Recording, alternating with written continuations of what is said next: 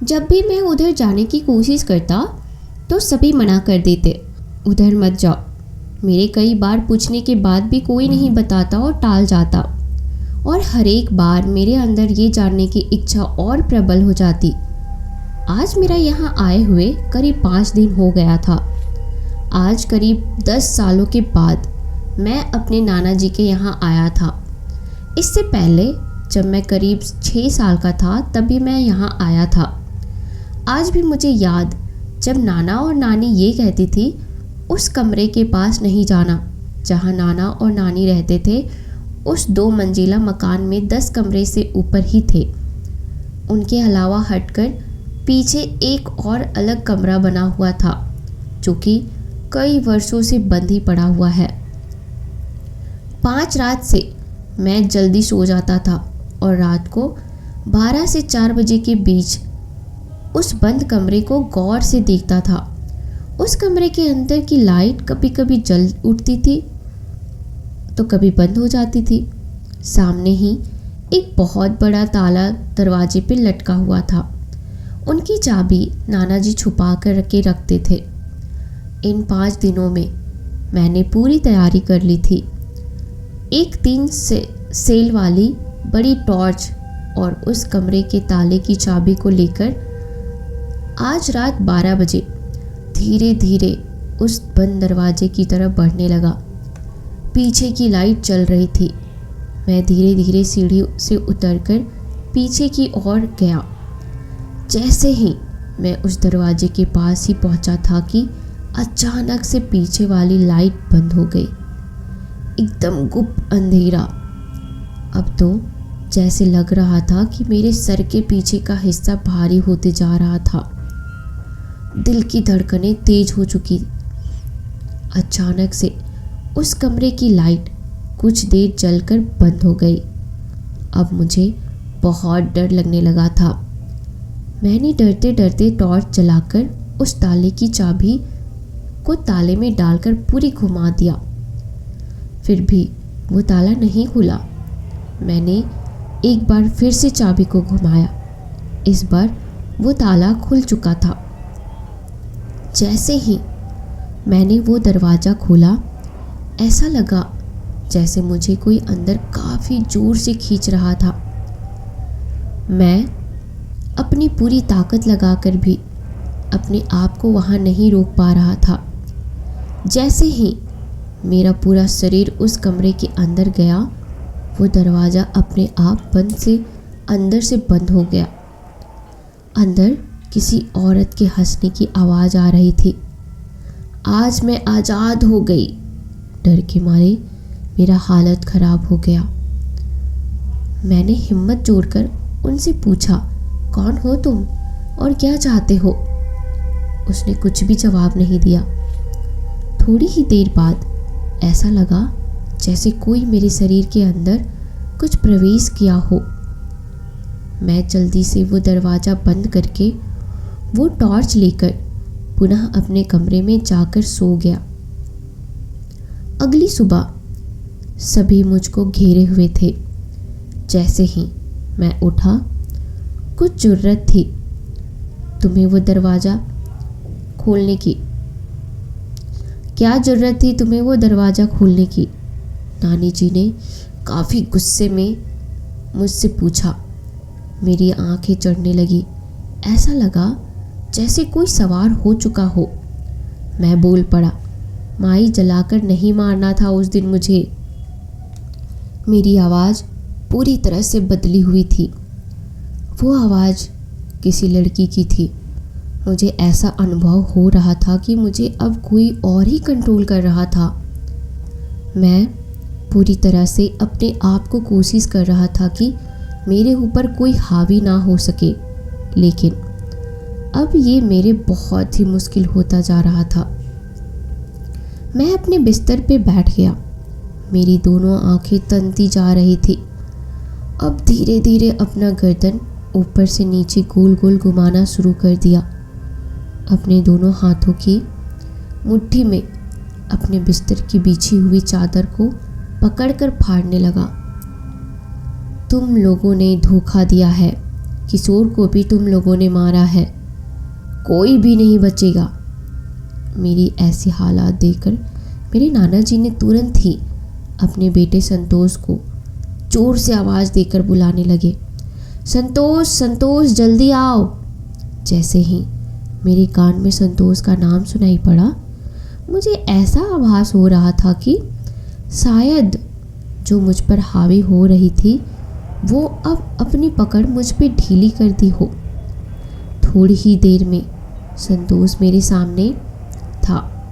उसे देखते ही मैं बेहोश होकर निढाल अपने बिस्तर पे लेट गया। मेरे बेहोश होते ही नाना और नानी एक साथ बोल पड़े, ये रमा की आवाज़ थी।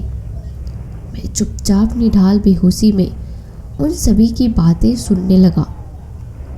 क्या रमा फिर से लौट आई है? संतोष ने कहा। मुझे तो ऐसा ही आभास हो रहा है कि रमा फिर से लौट आई है, संतोष के पिताजी ने कहा।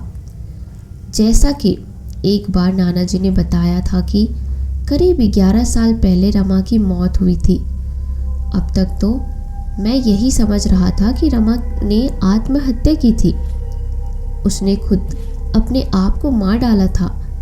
लेकिन आज फिर से रमा का वजूद मेरे अंदर देखकर अब उन तीनों की हालत बहुत ख़राब हो रही थी। अब तक मैंने रमा को दीवार पे टंगी फ़ोटो जिनके ऊपर माला झूलती हुई ही देखा था। मैंने भी बार बार रमा मौसी के बारे में अपनी मम्मी से जानना चाहा, लेकिन वो भी मुझे सही जानकारी नहीं बताई। संतोष जो मेरे मामा जी थे, उसने अपने पिताजी को कहा, हमें जल्द से जल्द किसी तांत्रिक को बुलाना होगा जिसे ठीक 11 साल पहले बुलाया था। संतोष के पिताजी ने कहा, वो अब भी किशोर की ही बातें कर रही है। ये बोलकर वो रोने लगे। बहुत बड़ी गलती कर दी हम लोगों ने उस रात। ये सुनते ही उनका बेटा संतोष बोल उठा, बेकार की बातें बंद कीजिए, आगे सोचिए अब क्या करना है। बेटे की बात सुनते ही उनकी माँ भी उनके सुर में सुर मिलाते हुए बोल पड़ी, एकदम सही किया, सारी बिरादियों में कहीं के नहीं रह जाते। अगर उस रात उस उल्टा रमा के साथ साथ किशोर को ना मारा होता तो कहीं के नहीं रहते हम। ये रोना धोना अफसोस करना बंद करो जी, आगे की सोचो क्या करना है। पत्नी की बात सुनते ही उसने अपने आंसू पोंछ लिए और तुरंत ही अपने गोदरेज में से एक डायरी निकालकर उस तांत्रिक बाबा को मोबाइल नंबर में फ़ोन लगाकर संतोष ने फ़ोन किया। आखिर कौन सा राज अब तक दबा हुआ था उस बंद दरवाजे के पीछे? किशोर और रमा का क्या चक्कर था?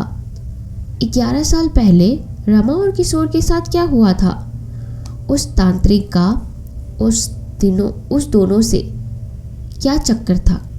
ना जाने कितने सवाल मेरे दिमाग में घूम रहे थे। मैं अब तक अपने बिस्तर पे अपनी आंखें बंद किए हुए यूं ही पड़ा हुआ था। मुझे भी कुछ समझ में नहीं आ रहा था कि आखिर क्या चल रहा है। इन लोगों की बातों से तो यही पता चल रहा था कि 11 साल पहले रमा के साथ जो काफ़ी दर्दनाक घटना घटी थी वो सुनियोजित तरीके से की गई मर्डर थी। लेकिन अब तक ये बात की सच्चाई उस बंद दरवाजे के अंदर ही दफन कर दिया गया था और उसके बदले एक हादसा जिसे आत्महत्या का नाम दे दिया गया था। और सबसे बड़ी बात, उस रात एक किशोर नाम के लड़के की भी हत्या हुई थी। मेरे दिमाग में काफ़ी सारे सवाल पैदा हो चुके थे। उनका सही तरह से पता लगाना अब बहुत ज़रूरी हो गया था। मैं अब थोड़ी अपनी आवाज़ गहराते हुए अपनी आंखें धीरे धीरे खोलने लगा। मेरी आंखों के सामने नाना, नानी और मामा संतोष खड़े थे। मुझे होश में आता देख उन तीनों ने अपनी बातें करनी बंद कर दी। कैसी तबीयत है बाबू? नानी ने बड़े प्यार से कहा। मैं भी अनजान बनते हुए कहा, क्या हो गया मुझे? अपनी आंखों को बंद करके एक बार फिर से खोलते हुए कहा। मेरी नज़र उन लोगों की ही एक्टिविटी पे थी। उधर नाना जी अपनी गोदरेज खोलकर एक डायरी निकालकर अपने बेटे संतोष को दे रहे थे। डायरी लेने के बाद संतोष तुरंत ही उस कमरे से निकल गया। नानी जी गोदरेज बंद करके मेरे पास आकर बिस्तर पे बैठ गए। उन्होंने मुझसे कहा, क्यों तुमने वो दरवाज़ा खोला? नानी जी की ये बात सुनकर वो अब कुछ भी समझ में नहीं आ रहा था कि क्या बोला जाए। मैंने तुरंत ही कहा, मुझे कुछ भी मालूम नहीं, मेरे साथ बीती रात क्या हुआ। मेरी ये बात सुनकर शायद उन दोनों को ये विश्वास हो गया था कि बीती रात शायद मैंने वो बंद दरवाज़ा नहीं खोला था, और मैं भी तो यही चाह रहा था कि इस सबों को शक ना हो कि बीती रात मैंने वो दरवाज़ा क्यों खोला था। लेकिन इन सभी लोगों को रमा का वजूद कहीं ना कहीं मुझ में दिखाई दिया था। ये बात मुझे भी पता नहीं था, लेकिन अब मेरे सामने रमा और किशोर की कहानी खुल चुकी थी। मेरे लिए अब उन दोनों के पीछे की छिपी सच्चाई को उजागर करना बहुत ज़रूरी हो गया था। थोड़ी ही देर नाना मुझे छोड़कर दूसरे कमरे में कुछ काम करने चले गए। कुछ देर बाद संतोष मामा उस कमरे में फिर से लौट कर आया। उसने इशारे करके नानी जी को दूसरे कमरे में आने को कहा। मुझे छोड़कर नानी दूसरे रूम में चली गई और नाना जी भी दूसरी काम में व्यस्त हो गए। नानी के जाते ही मैं दबी पा धीरे धीरे उन दोनों की बातें दीवार में कान लगाकर सुनने लगा। तांत्रिक बाबा 5 दिनों के बाद ही आएंगे, शहर से बाहर है, संतोष मामा ने ये बात कही। अब तक क्या करे, ये छोरी तो किशोर का रट भी लगा रही है। मुझे तो डर लग रहा है, जितनी जल्दी सलट जावे वही सही रहेगा, नहीं तो लेनी की देनी पड़ना जाएगा। संतोष की माँ की आवाज़ थी। मुझे ऐसा आभास हुआ कि मेरे कमरे में कोई आ रहा हो। मैंने जल्दी से दबे पाँव अपने बिस्तर से जाकर पहले जैसा ही बैठ गया। मेरे पास 5 दिन बचे हुए थे। उस तांत्रिक के आने से पहले मुझे इस बात का पता लगाना था कि 11 साल पहले उस रात रमा और किशोर के साथ क्या हुआ था। मैं चुपचाप उसी तरह से अपने बिस्तर पे बैठ गया। मुझे ये पता चल चुका था कि अब जो भी कुछ होगा 5 दिन के बाद होगा, क्योंकि जब तक वो तांत्रिक बाबा नहीं आ जाते तब तक मुझे रमा और किशोर के बारे में जो बातें अब तक मुझे नहीं पता थी उनको पता लगाना था। थोड़ी ही देर में नानी मेरे कमरे में आई। उसे अपने कमरे में आते देख मैंने कहा, नानी आज शाम को अपने घर निकल रहा हूँ। इतना सुनते ही नानी मेरी तरफ घूरने लगी और बोली, नहीं बेटा, अभी और दिन रुकना है, कम से कम सप्ताह भर तो रुकना ही पड़ेगा तुम्हें यहाँ।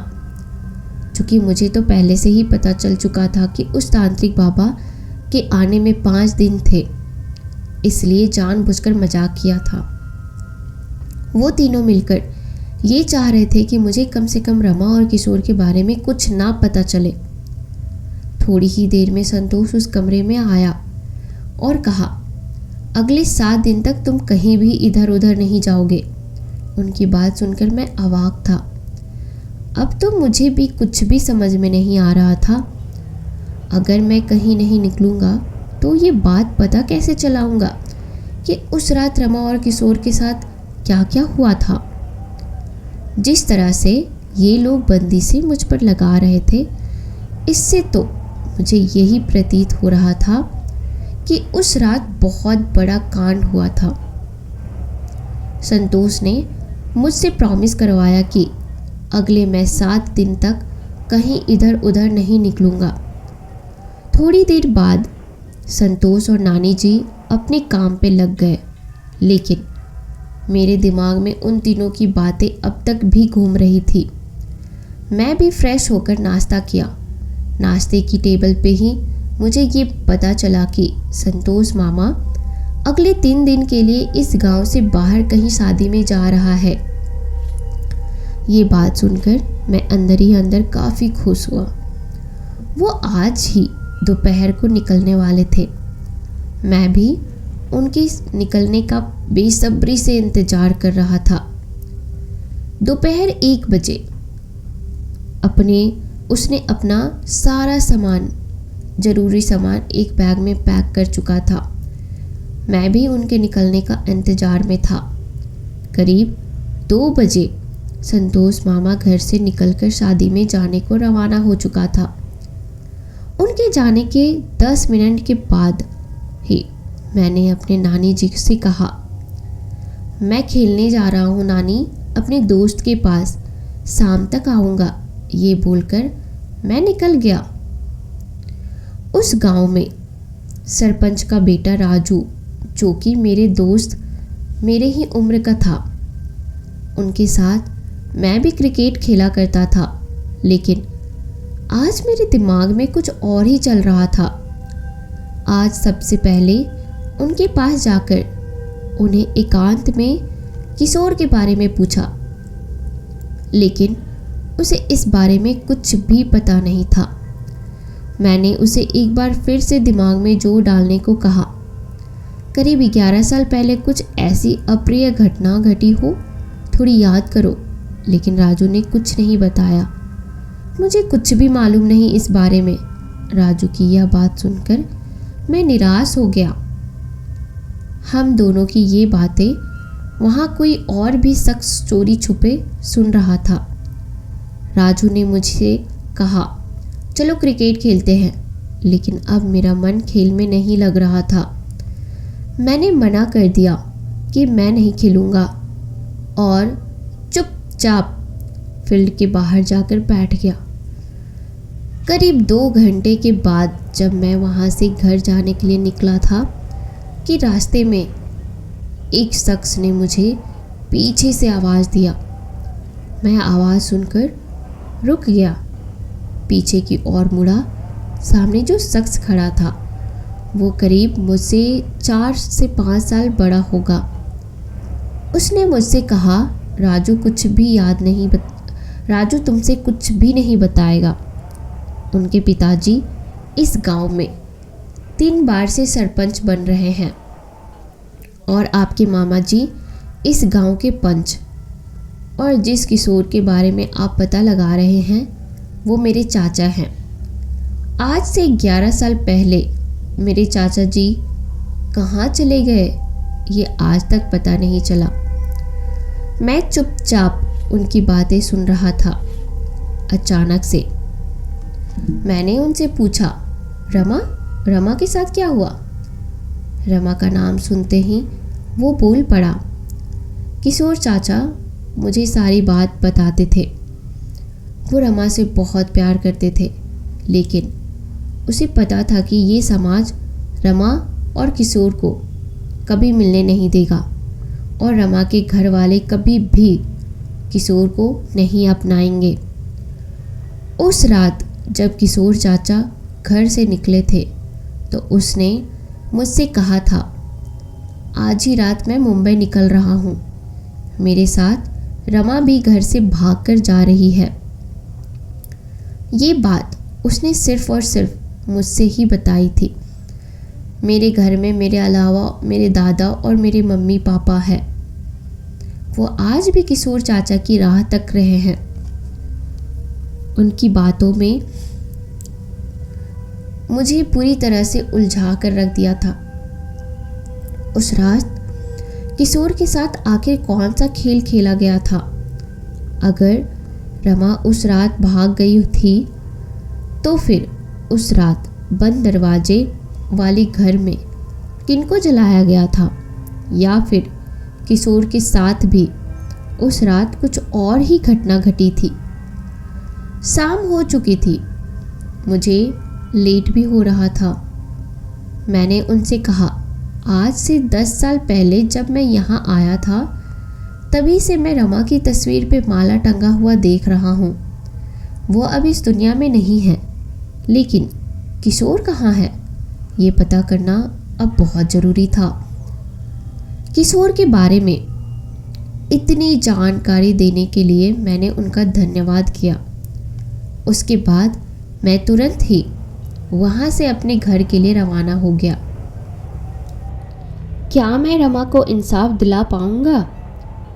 रमा और किशोर के साथ क्या हुआ था उस रात, ये क्या मैं पता लगाने में सफल हो पाऊँगा? और रमा मेरे पे ही क्यों हावी हुई, मेरे थ्रू ये चीज़ें क्यों करवाना चाहती है? ये सभी जानने के लिए आप मेरे इस कहानी का दूसरा पार्ट ज़रूर देखें और आप मुझे कमेंट में बताएं कि रमा के साथ क्या हुआ होगा। उसने आत्महत्या की थी या उसको जानबूझ करके मारा गया था? आप क्या सोचते हो मुझे कमेंट सेक्शन में ज़रूर बताना। और इस कहानी का दूसरा भाग ज़रूर देखें और इसका दूसरा भाग ज़रूर देखने के लिए आप मेरे चैनल को सब्सक्राइब ज़रूर करें। जब तक आप इस चैनल को सब्सक्राइब नहीं करेंगे तब तक इस कहानी का दूसरा पार्ट नहीं सुन सकते हैं। तो जल्दी से इस चैनल को सब्सक्राइब करो। पूरी तरह से शाम होने वाली थी। अब तक जो भी जानकारी मुझे उस किशोर की मिली थी वो जानकारी उनके भतीजे से मिल पाई थी। उस रात जब उनके चाचा मुंबई निकलने वाले थे, वो भी रमा के साथ, तो फिर उस रात आखिर उनके साथ क्या हुआ था ये पता करना अब बहुत ज़रूरी हो गया था। कुछ ही देर में मैं अपने घर आ गया। घर पहुंचते ही नानी पूछने लगी, इतनी देर कहाँ था तुम?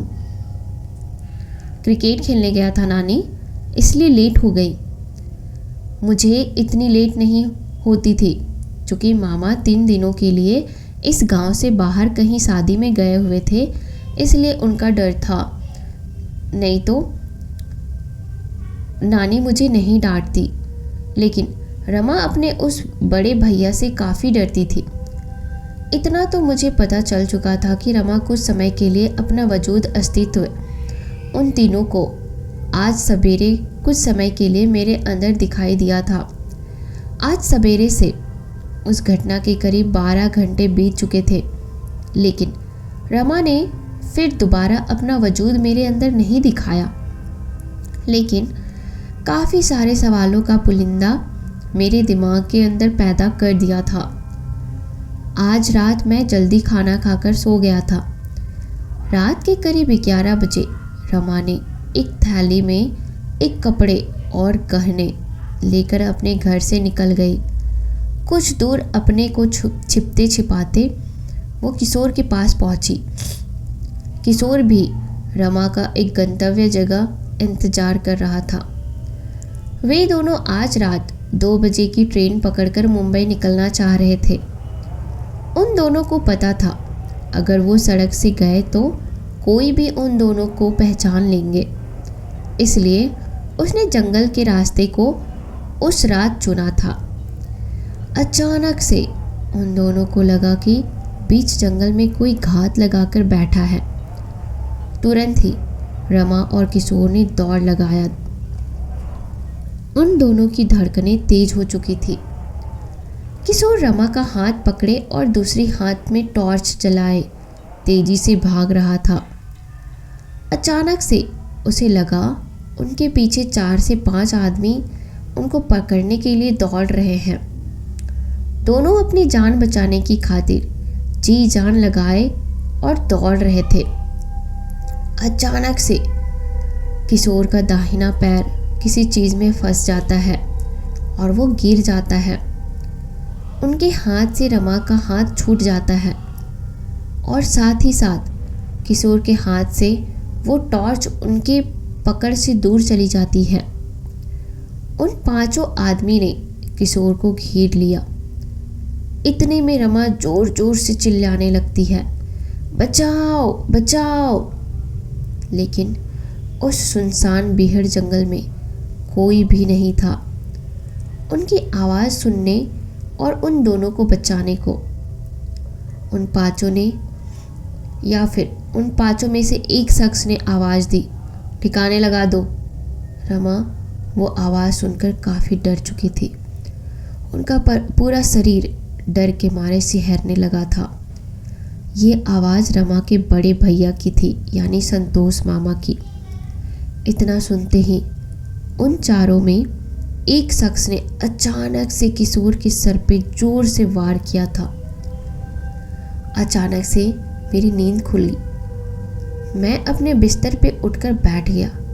ये सारी घटनाएं मेरे सपने में घटित हो रही थी। मेरी धड़कन काफ़ी तेज धड़क रही थी। मेरी धड़कन को इस तरह धड़कते ही मैं सोचा कुछ समय में कि रमा मेरे सपने में क्यों आई। कुछ भी समझ में नहीं आ रहा था। घड़ी में समय देखा तो रात के 3 बज चुके थे। बिस्तर के बगल के मेज पे पानी का गिलास रखा हुआ था। मैंने एक गिलास पानी पिया। इस सपने में बात तो क्लियर हो चुका था। उस रात ही उस जंगल में किशोर के साथ अप्रिय घटना घटी थी। अब तक मुझे ये पता चल चुका था कि उस रात रमा किशोर के साथ चोरी छिपे मुंबई निकलने वाली थी और उस रात उन दोनों ने जंगल का रास्ता चुना था। लेकिन उन दोनों को ये पता नहीं था कि कोई उन दोनों का उस जंगल में भी घात लगाकर बैठा है। रमा के परिवार वालों ने ही जिंदा जलाकर उसी रात मार डाला था। लेकिन उस किशोर के सर पे पीछे से वार हुआ था और उसके बाद उनके साथ क्या हुआ ये अब तक मुझे पता नहीं चल पाया था। मेरी नींद खुल चुकी थी। घड़ी की तरफ देखा तो रात के 3 बज रहे थे। मैं उठकर एक गिलास पानी पिया। अब मेरे दिमाग में यही चल रहा था कि आखिर रमा मुझे ही क्यों ये सब अपने सपने में दिखा रही थी। आखिर वो कौन सा जंगल था जहाँ किशोर के सर पे पीछे से मारा गया था और उसके साथ क्या हुआ था ये पता करना अब और भी ज़रूरी हो गया था। मन से काफ़ी सारा सवाल लिए हुए मुझे कब फिर से नींद आ गई पता ही नहीं चल पाया। अगली सुबह मेरे नाना जी मुझे उठाने आए। मुझे उठाते ही उसने कहा, जाओ ऊपर छत पे जाकर कबूतरों को दाना दे दो। मुझे कबूतरों को दाना खिलाना काफ़ी ज़्यादा अच्छा लगता था। मैं तुरंत ही उठकर छत की सीढ़ी से जैसे ही चढ़ना शुरू किया कि मुझे अचानक से अपनी बाईं बगल में ऐसा आभास हुआ कि शायद कोई हो। मैंने तुरंत ही अपनी बाईं बगल मुड़ा। रमा खड़ी थी उस जगह पे।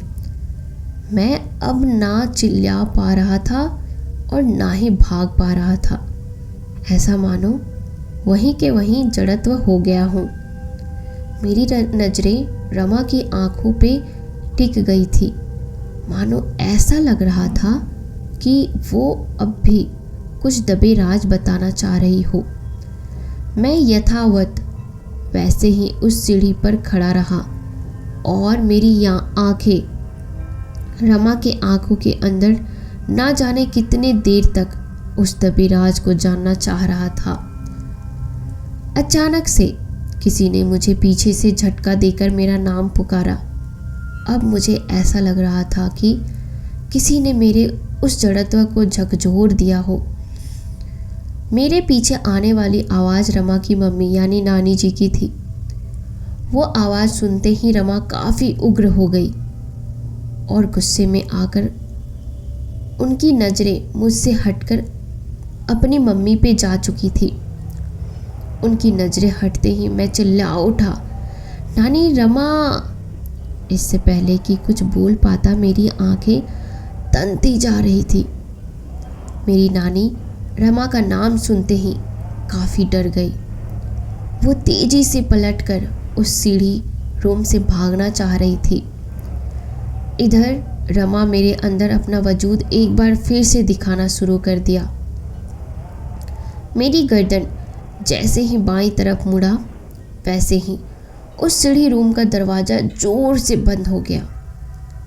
रमा की मम्मी उस सीढ़ी के बंद दरवाजे से जोर से टकराई। रमा की मम्मी अब डर के मारे जोर जोर से चिल्लाने लगी, रमा के पापा, रमा के पापा। रमा अपना नाम सुनकर और भी उग्र होती जा रही थी। अचानक से मैं बोल पड़ा, क्यों डर लग रहा है मेरे से? ये मेरी आवाज़ नहीं थी, ये रमा की आवाज़ थी। रमा का वजूद अब मेरे अंदर आ चुका था। 2 मिनट के लिए दरवाज़ा क्या बंद हुआ, चिल्लाने लगी, रमा के पापा, रमा के पापा। और तुम सबने जो मुझे पिछले 10 सालों से उस बंद दरवाजे में कैद करके रखा था, उसका क्या? रमा की मम्मी ये सुनते ही अपने हाथ जोड़कर गिड़गिड़ाने लगी, माफ़ कर दे बेटी, बहुत बड़ा पाप किया है हम सब ने। इतना सुनते ही रमा जोर जोर से हंसने लगी। अचानक से रमा चुप हो गई। इतने में रमा के कानों में एक आवाज़ सुनाई पड़ी, रमा बेटी दरवाज़ा खोल। रमा के पिता की वो आवाज़ थी। वो आवाज़ सुनते ही रमा का वो उग्र स्वभाव काफ़ी हद तक नॉर्मल हो चुका था। एक झटके में सीढ़ी रूम का वो दरवाज़ा खुल गया। सामने ही रमा के पिता खड़े थे। जैसे ही रमा के पिता ने अपना कदम बढ़ाया कि मैं बेहोश होकर उसी सीढ़ी पर गिर पड़ा। एक बार फिर रमा मुझे छोड़कर जा चुकी थी। बेहोश होते ही नाना नानी ने मुझे उठाकर मेरे बेडरूम में ले जाकर सुला दिया। अब मेरी तबीयत और भी बिगड़ती जा रही थी। करीब 6 घंटे के बाद मुझे होश आया। होश आते ही ऐसा लग रहा था कि पूरा बदन दर्द कर रहा हो, पूरा शरीर दर्द के मारे ऐंठ रहा था। मेरे नाना और नानी काफ़ी डर चुके थे। मेरे होश में आते ही वो दोनों मेरे पास आकर बैठ गए। उन दोनों को कुछ समझ में नहीं आ रहा था। अब भी 3 दिन से ज़्यादा का समय बचा हुआ था उस तांत्रिक के यहाँ पहुँचने में। अचानक मेरे नाना जी ने कहा, श्यामा और तुम्हारे पापा को भी बुला लेते हैं। श्यामा मेरी मम्मी का नाम था। मैं उनके मुंह से ये बात सुनकर उनको मना भी नहीं कर पा रहा था, क्योंकि बेवजह उन्हें परेशान कर रहे थे वो। लेकिन अब उन लोगों को ये आभास हो चुका था कि परेशानी सच में बहुत काफ़ी बढ़ चुकी है। अंदर ही अंदर मुझे भी ये एहसास हो चुका था कि रह रहकर रमा का वजूद मेरे अंदर आ जा रहा था। 10 साल पहले जो खूनी खेल इस सभी लोगों ने मिलकर रमा और किशोर के साथ खेला था, वो अब तक उस रहस्य को उस बंद दरवाजे के अंदर दबा कर रखे हुए थे।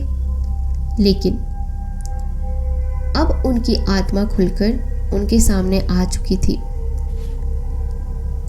उन अपने पिछले 10 साल का बदला उन्हें किसी न किसी रूप में लेना ही था। अगली सुबह उस गांव में एक पुलिस ऑफिसर की मौत से हड़कंप मच गया था। उनकी पत्नी ने ही उनका गला रेतकर मार डाला था। ये खबर सुनते ही रमा का भाई वो शादी छोड़कर अपने घर लौट आया। घर आते ही वो काफ़ी परेशान हो चुका था। एक तरफ मैं भी बिस्तर पे पड़ा पड़ा मेरी तबीयत और भी बिगड़ती जा रही थी। अगले दिन मेरे मम्मी और पापा भी मेरे पास पहुंच चुके थे। उन लोगों को कुछ भी समझ में नहीं आ रहा था कि आखिर मुझे क्या हो गया है। वो गांव उस पुलिस ऑफिसर की मौत से उबर भी नहीं पाया था कि अगले ही रात उस गांव में एक और मौत हो चुकी थी। और ये मौत इस बार उस गांव के सरपंच का हुआ था। उनकी भी मौत ठीक उसी तरह से हुई थी। उनकी पत्नी ने उनका गला रेतकर मार डाला था। एक के बाद एक मौत से पूरा गांव में दहशत का माहौल फैल गया था। सरपंच की मौत से अब पूरा गांव में हड़कंप मच चुका था। उस गांव में हर एक तरफ अब उन दोनों की ही मौत का चर्चा होने लगा था। उन दोनों की मौत होने से अब मेरे मामा संतोष अब मेरे पास मेरे कमरे के अंदर भी नहीं आ रहे थे। उन्हें शायद ये पता चल चुका था कि ये काम आखिर कौन कर रहा है। उनकी डर के मारे हालत खराब हो चुकी थी। संतोष की घबराहट काफ़ी बढ़ती जा रही थी। उसने कॉल लगाकर उस तांत्रिक बाबा को यहाँ घट रही दोनों घटनाओं के बारे में जानकारी दी। जब संतोष ने ये बात उस तांत्रिक बाबा को बताया कि 2 आदमी की अब तक मौत हो चुकी है, तो उस तांत्रिक बाबा ने अपने सारे महत्वपूर्ण काम छोड़कर संतोष के पास आने का मन बना लिया। वैसे तो तांत्रिक 2 दिन बाद यहाँ आने वाले थे, लेकिन यहाँ की बिगड़ती स्थिति को देखकर उस तांत्रिक बाबा ने यहाँ आज ही आने का प्रोग्राम बना लिया था। उस तांत्रिक बाबा ने संतोष को मोबाइल पे ही कुछ ज़रूरी सामान की लिस्ट भेज दी थी और आज शाम तक वो सारे सामान एकत्रित करने को कहा था। वो तांत्रिक बाबा आज शाम ही यहाँ पहुँचने वाले थे और आज ही रात हवन करके एक बार फिर रमा को काबू में करने का प्लान बना चुका था। संतोष उस तांत्रिक से बात करने के बाद वो बाजार की तरफ निकल चुका था। कुछ ही देर में वो बाजार के उस दुकान के पास पहुंच चुका था जहां पूजा और हवन सामग्री मिलती थी। संतोष अपना मोबाइल निकालकर अपना व्हाट्सएप का मैसेज ओपन करने लगा। उस तांत्रिक ने जो हवन सामग्री की लिस्ट भेजी थी वो निकालकर उसने उस दुकानदार को दिखाने लगा। वो दुकानदार अपने हाथ में संतोष का मोबाइल लेकर वो सारी सामग्री की लिस्ट एक कागज़ में लिखने लगा। संतोष उसी दुकान के पास खड़ा होकर उनके सामान देने का इंतज़ार करने लगा। अचानक से संतोष की नज़र उस दुकानदार के ऊपर गई। वो एक टक उनके मोबाइल पर देख रहा था और दूसरे हाथ से वो लिस्ट लिखे जा रहा था। संतोष की नज़र उस कागज़ पे गई जहां वो दुकानदार वो सामग्री की लिस्ट उतार रहा था। जैसे ही संतोष की नज़र उस दुकानदार के द्वारा लिखे जा रहे लिस्ट पे गई, उसे देखकर उनकी डर के मारे हालात खराब हो गई। उस दुकानदार ने लिस्ट में कफन और उससे जुड़ी सारी सामग्री की लिस्ट उतार कर रख रहा था। उसने जो अंत में लिखा था उसे देखकर अब संतोष के होश उड़ने लगे थे। उसमें लिखा हुआ था, आज रात तुम्हारी मौत। उसने तेजी से दुकानदार के हाथ से मोबाइल छीनकर उस लिस्ट को देखने लगा। वो लिस्ट वहाँ थी ही नहीं, बल्कि एक तस्वीर दिख रही थी जिनमें 2 आदमी कसकर किसी एक आदमी को पकड़े हुए थे। उस तस्वीर को देखकर संतोष थर-थर कांपने लगा। ये तस्वीर आज से 10 साल पहले उस रात उसी जंगल की तस्वीर थी। उस तस्वीर में वो दोनों आदमी किशोर को पकड़े हुए थे। संतोष जल्दी से अपना मोबाइल लेकर वहाँ से भाग खड़ा हुआ। वो अंदर से काफ़ी डर चुका था। उसे अब ये आभास हो चुका था आज रात किसी की भी बारी हो सकती थी। वो तुरंत ही अपनी गाड़ी लेकर उस बाजार से भाग खड़ा हुआ। वो अपने घर पहुंचकर किसी एक आदमी को बुलाया और उस आदमी को वो सारी हवन सामग्री लिखवा दी। बाजार से वो सारी हवन की सामग्री लेकर आने को कहा। वो आदमी हवन सामग्री की लिस्ट लेकर बाजार चला गया। उस आदमी के बाजार जाते ही अचानक से संतोष के मोबाइल पर एक रिंग बजने लगा। ये कॉल उसी तांत्रिक बाबा की थी। उस तांत्रिक बाबा का कॉल देखते ही संतोष ने उनका कॉल रिसीव किया। क्यों बच्चा, सारी तैयारी हो गई? उस तांत्रिक ने कहा। हाँ बाबा, लगभग पूरी हो चुकी है। बस 1 घंटे में वो हवन सामग्री भी आ जाएंगे, संतोष ने कहा। उसके बाद उस तांत्रिक ने अपनी आवाज़ तेज करते हुए कहा, तुमने उस रात मुझे किशोर के बारे में कुछ भी नहीं बताया था। किशोर की बात उस तांत्रिक के मुंह से सुनते ही संतोष की आवाज़ लड़खड़ाने लगी। बाबा कुछ तो उपाय करो। संतोष के अंदर का डर अब पूरी तरह से हावी होकर बाहर निकल रहा था। मैं कुछ भी नहीं कह सकता। मैं अपनी तरफ से पूरी कोशिश करूँगा। आज रात कम से कम 2 गाड़ी तैयार रखना। हो सकता है रमा को उस जगह ले जाने का जुर्रत पड़े। तुम लोगों ने किशोर को जहाँ मारा था। इतना कहने के बाद वो तांत्रिक चुप हो गया। कुछ देर बाद उस तांत्रिक ने कहा, आज शाम स्टेशन पहुंचने से पहले ही मैं कॉल कर दूंगा। अपनी गाड़ी लेकर स्टेशन पहुंच जाना। मैं खुद ही आपको लेने स्टेशन आऊँगा। इतना सुनते ही उस तांत्रिक बाबा ने अपना मोबाइल फ़ोन कट कर दिया। शाम तक उस तांत्रिक बाबा के कदम उस गांव के अंदर पड़ चुका था। जैसे ही उस तांत्रिक बाबा ने अपने कदम मेरे कमरे में रखा, मेरी आंखें खुल गई। अब आंखें खुलकर और भी तनती ही जा रही थी। उस तांत्रिक बाबा ने सभी को उस कमरे से बाहर जाने को कहा। अब उस कमरे में मैं, वो तांत्रिक बाबा और संतोष मामा ही बचा था। उस तांत्रिक ने संतोष को इशारा करते हुए उस कमरे का दरवाज़ा अंदर से बंद करने को कहा। उस तांत्रिक को देखकर अब मेरी नज़रें और भी तनती जा रही थी। उस तांत्रिक ने कुछ मंत्रों का जाप करने के बाद उसने अपने कमंडल से अभिमंत्रित जल अपने हाथ से लेकर जैसे ही रमा के ऊपर छींटा कि मेरा शरीर हवा में कई फीट ऊपर जाकर तैरने लगा। मेरा शरीर कई फीट ऊपर हवा में तैरने लगा। अचानक से मुझे ऐसा लगा जैसे कोई मुझे जोर से पीछे की ओर खींच रहा है। मैं अपनी पूरी ताकत के साथ अपने शरीर को उसी जगह कायम रखना चाह रहा था, लेकिन कोई और ही शक्ति मुझे वहाँ से पीछे की तरफ खींच रही थी। एक झटके में मेरा शरीर पीछे की दीवार से चिपक गया, जैसे कोई लोहा चुंबक के साथ चिपक जाता है। मैं अपनी पूरी शक्ति लगाकर भी उस दीवार से अपने आप को अलग नहीं कर पा रहा था। अचानक से उस तांत्रिक बाबा ने कहा, छोड़ दे उस बच्चे को। इतना सुनते ही रमा अपना सर हिलाने लगी। नहीं, जब तक मैं अपना बदला ना ले लूँ तब तक नहीं। तूने मुझे पिछले 10 सालों से कैद करके रखा था, लेकिन इस बार नहीं। इतना कहते ही रमा ने मेरा शरीर पूरी जोर लगाकर उस जगह से उखाड़कर आगे की तरफ धक्का देती है। करीब 15 फीट की दूरी रही होगी मेरे और उस तांत्रिक बाबा के बीच। जैसे ही उसने धक्का दिया, उधर वो तांत्रिक बाबा और संतोष अपनी जगह से ऐसे उछले जैसे मानो किसी ने उन दोनों को काफ़ी ज़ोर से धक्का दिया हो। वे दोनों अपनी जगह से कई फीट दूर दीवार से टकराकर नीचे गिर पड़े।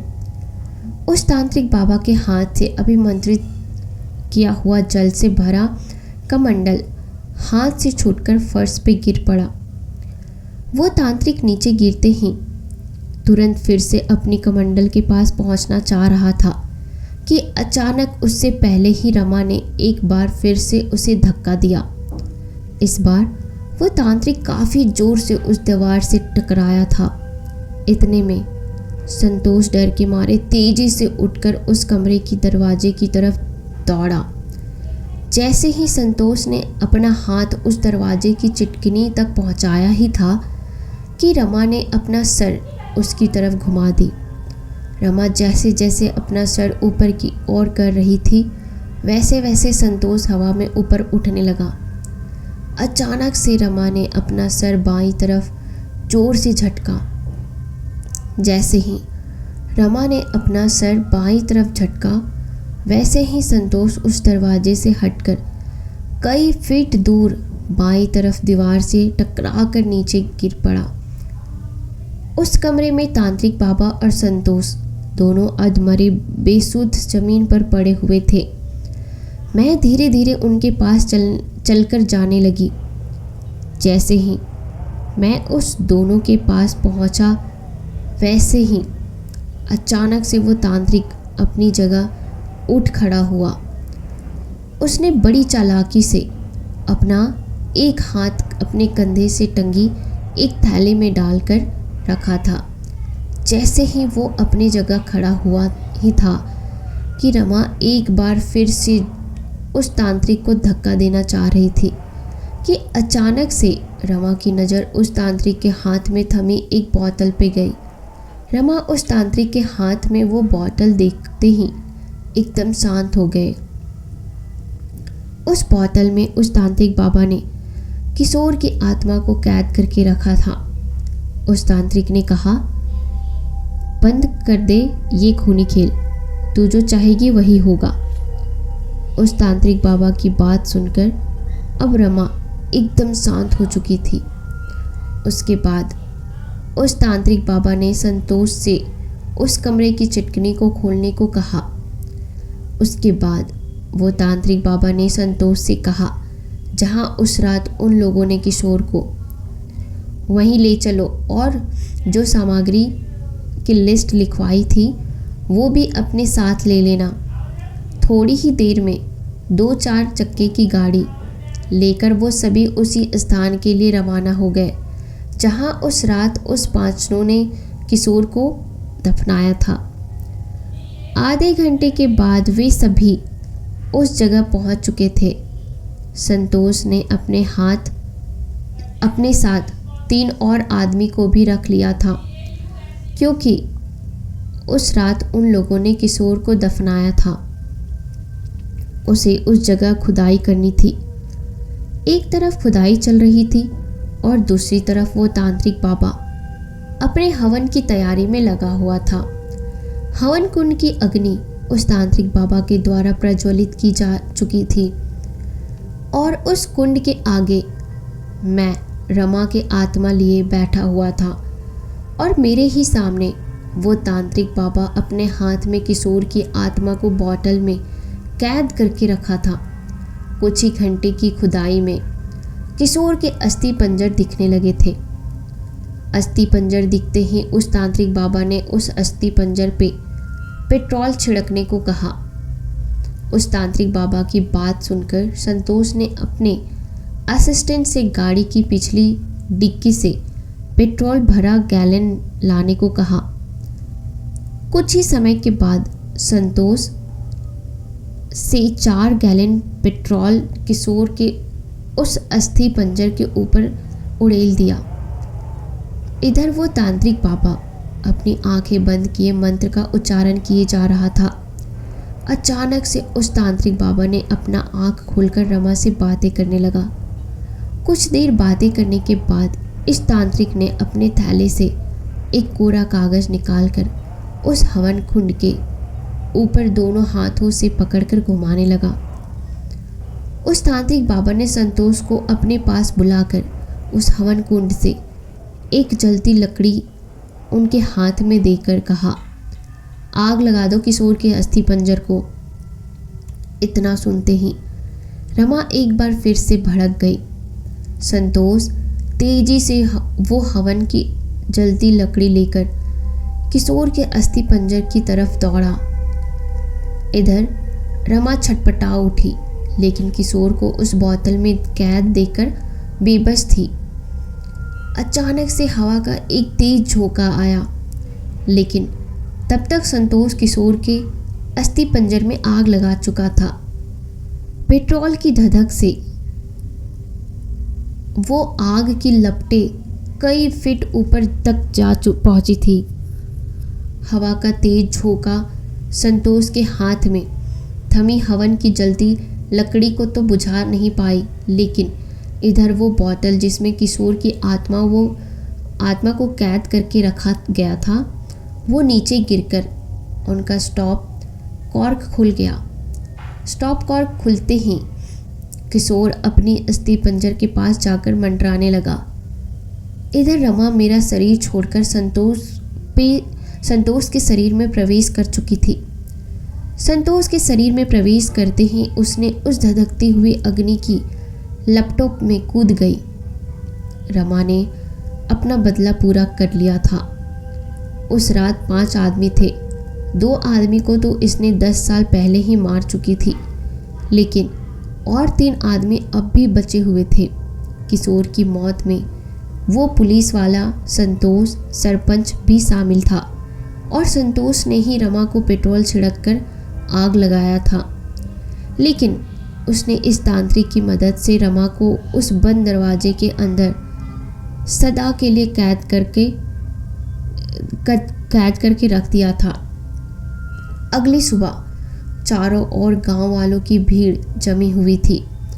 उस तांत्रिक के हाथ में जो कोरा कागज़ थमा था, उस कागज़ के ऊपर उस रात क्या क्या हुआ था वो सारी बातें लिखी हुई थी।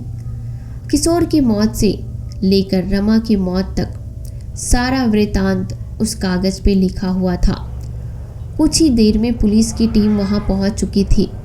उस तांत्रिक को हिरासत में ले लिया गया था और साथ ही साथ रमा के मम्मी और पापा को भी हिरासत में लेके रखा चुका था। किशोर एक छोटी जाति से था। यही बात रमा के घर वालों को रास नहीं आया, जिसकी वजह से संतोष ने उस गांव के सरपंच से मिलकर ये प्लान बनाया था। सरपंच ने उस पुलिस ऑफिसर को भी मिलाकर उस रात इतने बड़े घटने को अंजाम देकर इस खबर को पूरी तरह से दबा दिया था। जिस रात किशोर रमा को लेकर मुंबई भागने वाला था, ये बात संतोष को पता चल चुकी थी और उन सभी ने मिलकर इतना बड़ा घटना को अंजाम दिया था। तो दोस्तों, आपको यह कहानी कैसी लगी मुझे कमेंट सेक्शन में ज़रूर बताना और मुझे ये बताना कि मैंने उस बंद दरवाजे को खोलकर सही किया या गलत। आप मुझे ये भी बताना। और अगर आप इस कहानी का पहला पार्ट नहीं देखे हो तो आप मेरे चैनल पे जाकर पहले इस कहानी का पहला पार्ट सुनो, तब जाकर के ये कहानी आपको पूरी तरीके से समझ आएगी। और इस कहानी का पहला पार्ट आप तभी सुन सकते हो जब आप मेरे चैनल को सब्सक्राइब करोगे। तो आप मेरे चैनल को जल्दी से सब्सक्राइब करो और लोगों के साथ शेयर भी ज़रूर करना, ताकि वो लाइफ में ऐसी घटनाओं को अंजाम ना दे सके। हर तरफ पसरी हुई खामोशी और रात के सन्नाटे को चीरती हुई उस चाकू से टपकते खून की आवाज़ ने मार्को के दिल की धड़कनें बढ़ा दी थी। दूर दूर तक इंसानी हलचल का नामो निशान न था। सड़क की दूसरी ओर वाली दीवार पर पड़ती उस शख्स की परछाई के अचानक गायब हो जाते ही मार्को की आंखें खुल गई। आज फिर उस सपने ने मार्को के मन में हलचल मचा दी थी। कुछ दिनों से सपने में आने वाला ये खौफनाक मंजर उसे बार बार परेशान कर रहा था। ना जाने कितनी ही बार उसने उस खूनी चेहरे को देखने की कोशिश की, लेकिन जैसे ही वो उस शख्स के चेहरे से रूबरू होने ही वाला होता था कि उसकी नींद खुल जाती थी और वो चौंक कर उठ जाता था। कहने को तो लेखन कार्य मार्को के अकेलेपन को बिताने का एक जरिया था, लेकिन गुजर बसर करने के लिए पैसे की ज़रूरत ने उसे एक लेखक बना दिया था। उसने कितनी ही डरावनी और मर्डर मिस्ट्री न सिर्फ लिखी थी, बल्कि अपनी कहानियों में उस मिस्ट्री को सुलझाई भी थी। लेकिन सपने में दिखाई पड़ने वाला ये चेहरा अब तक उसके लिए एक पहेली ही था। एक दौर था जब मार्को की लिखी कहानियाँ लोगों के लिए चर्चा का विषय थी, लेकिन यहाँ भी उसकी बदकिस्मती ने उसका पता ढूंढ ही लिया। कुछ समय पहले पेपर में एक समाचार छपी थी, जिसमें एक बिजनेसमैन के बेटे का उस समय खून हो गया था। जब वो रात को अपने दोस्तों के साथ पार्टी कर घर लौट रहा था और उसकी लाश उसके कार में मिली थी। पुलिस द्वारा छानबीन में उस कार से और तो कुछ नहीं मिला, लेकिन हाँ, मार्को की नई प्रकाशित murder mystery book the shadow मिली थी। हो सकता है कि जिसका खून हुआ हो वो उस किताब को पसंद करता हो, लेकिन यहाँ हैरानी की बात तब हुई जब उसका खून उसी तरह किया गया था जैसे कि उस किताब में लिखा हुआ था। मार्को संदेह के घेरे में आ गया था। उससे पूछताछ भी की गई, लेकिन पुलिस के पास इस बात का कोई प्रमाण नहीं था कि इस सब में उसका कोई हाथ है। कुछ दिनों तक ये घटना अखबार की सुर्खियों में रहा और उसका नतीजा ये हुआ कि मार्को की लिखी किताबें कम बिक रही थी। वहीं दूसरी ओर उसकी पड़ोसियों का रवैया भी उसके लिए बदलने लगा। धीरे धीरे मार्को गुमनामी का शिकार होता जा रहा था। उसके पिता का घर अब उसकी एक मात्र पूंजी थी। मार्को पूरा दिन घर में ही बंद रहता। किसी से मिलना तो दूर, बातचीत भी नहीं होती थी। कुछ दिनों से मार्को के मन में कई तरह की भावनाएं उमड़ घुमड़ रही थी। गुस्सा, घबराहट, ईर्ष्या, झुंझलाहट आदि प्रकार के भावों से निकलने का एकमात्र रास्ता उसे कलम की ओर ले जा रहा था। उसने कागज कलम उठाया और लिखना शुरू किया, लेकिन समस्या यह थी कि वो लिखे भी तो लिखे क्या। इतने दिनों से घर में बैठे बैठे उसने आसपास के लोगों को गौर से देखा था, जो शायद वो पहले नहीं देख पाया था। इस बार उसने कुछ अलग लिखने का मन बनाया।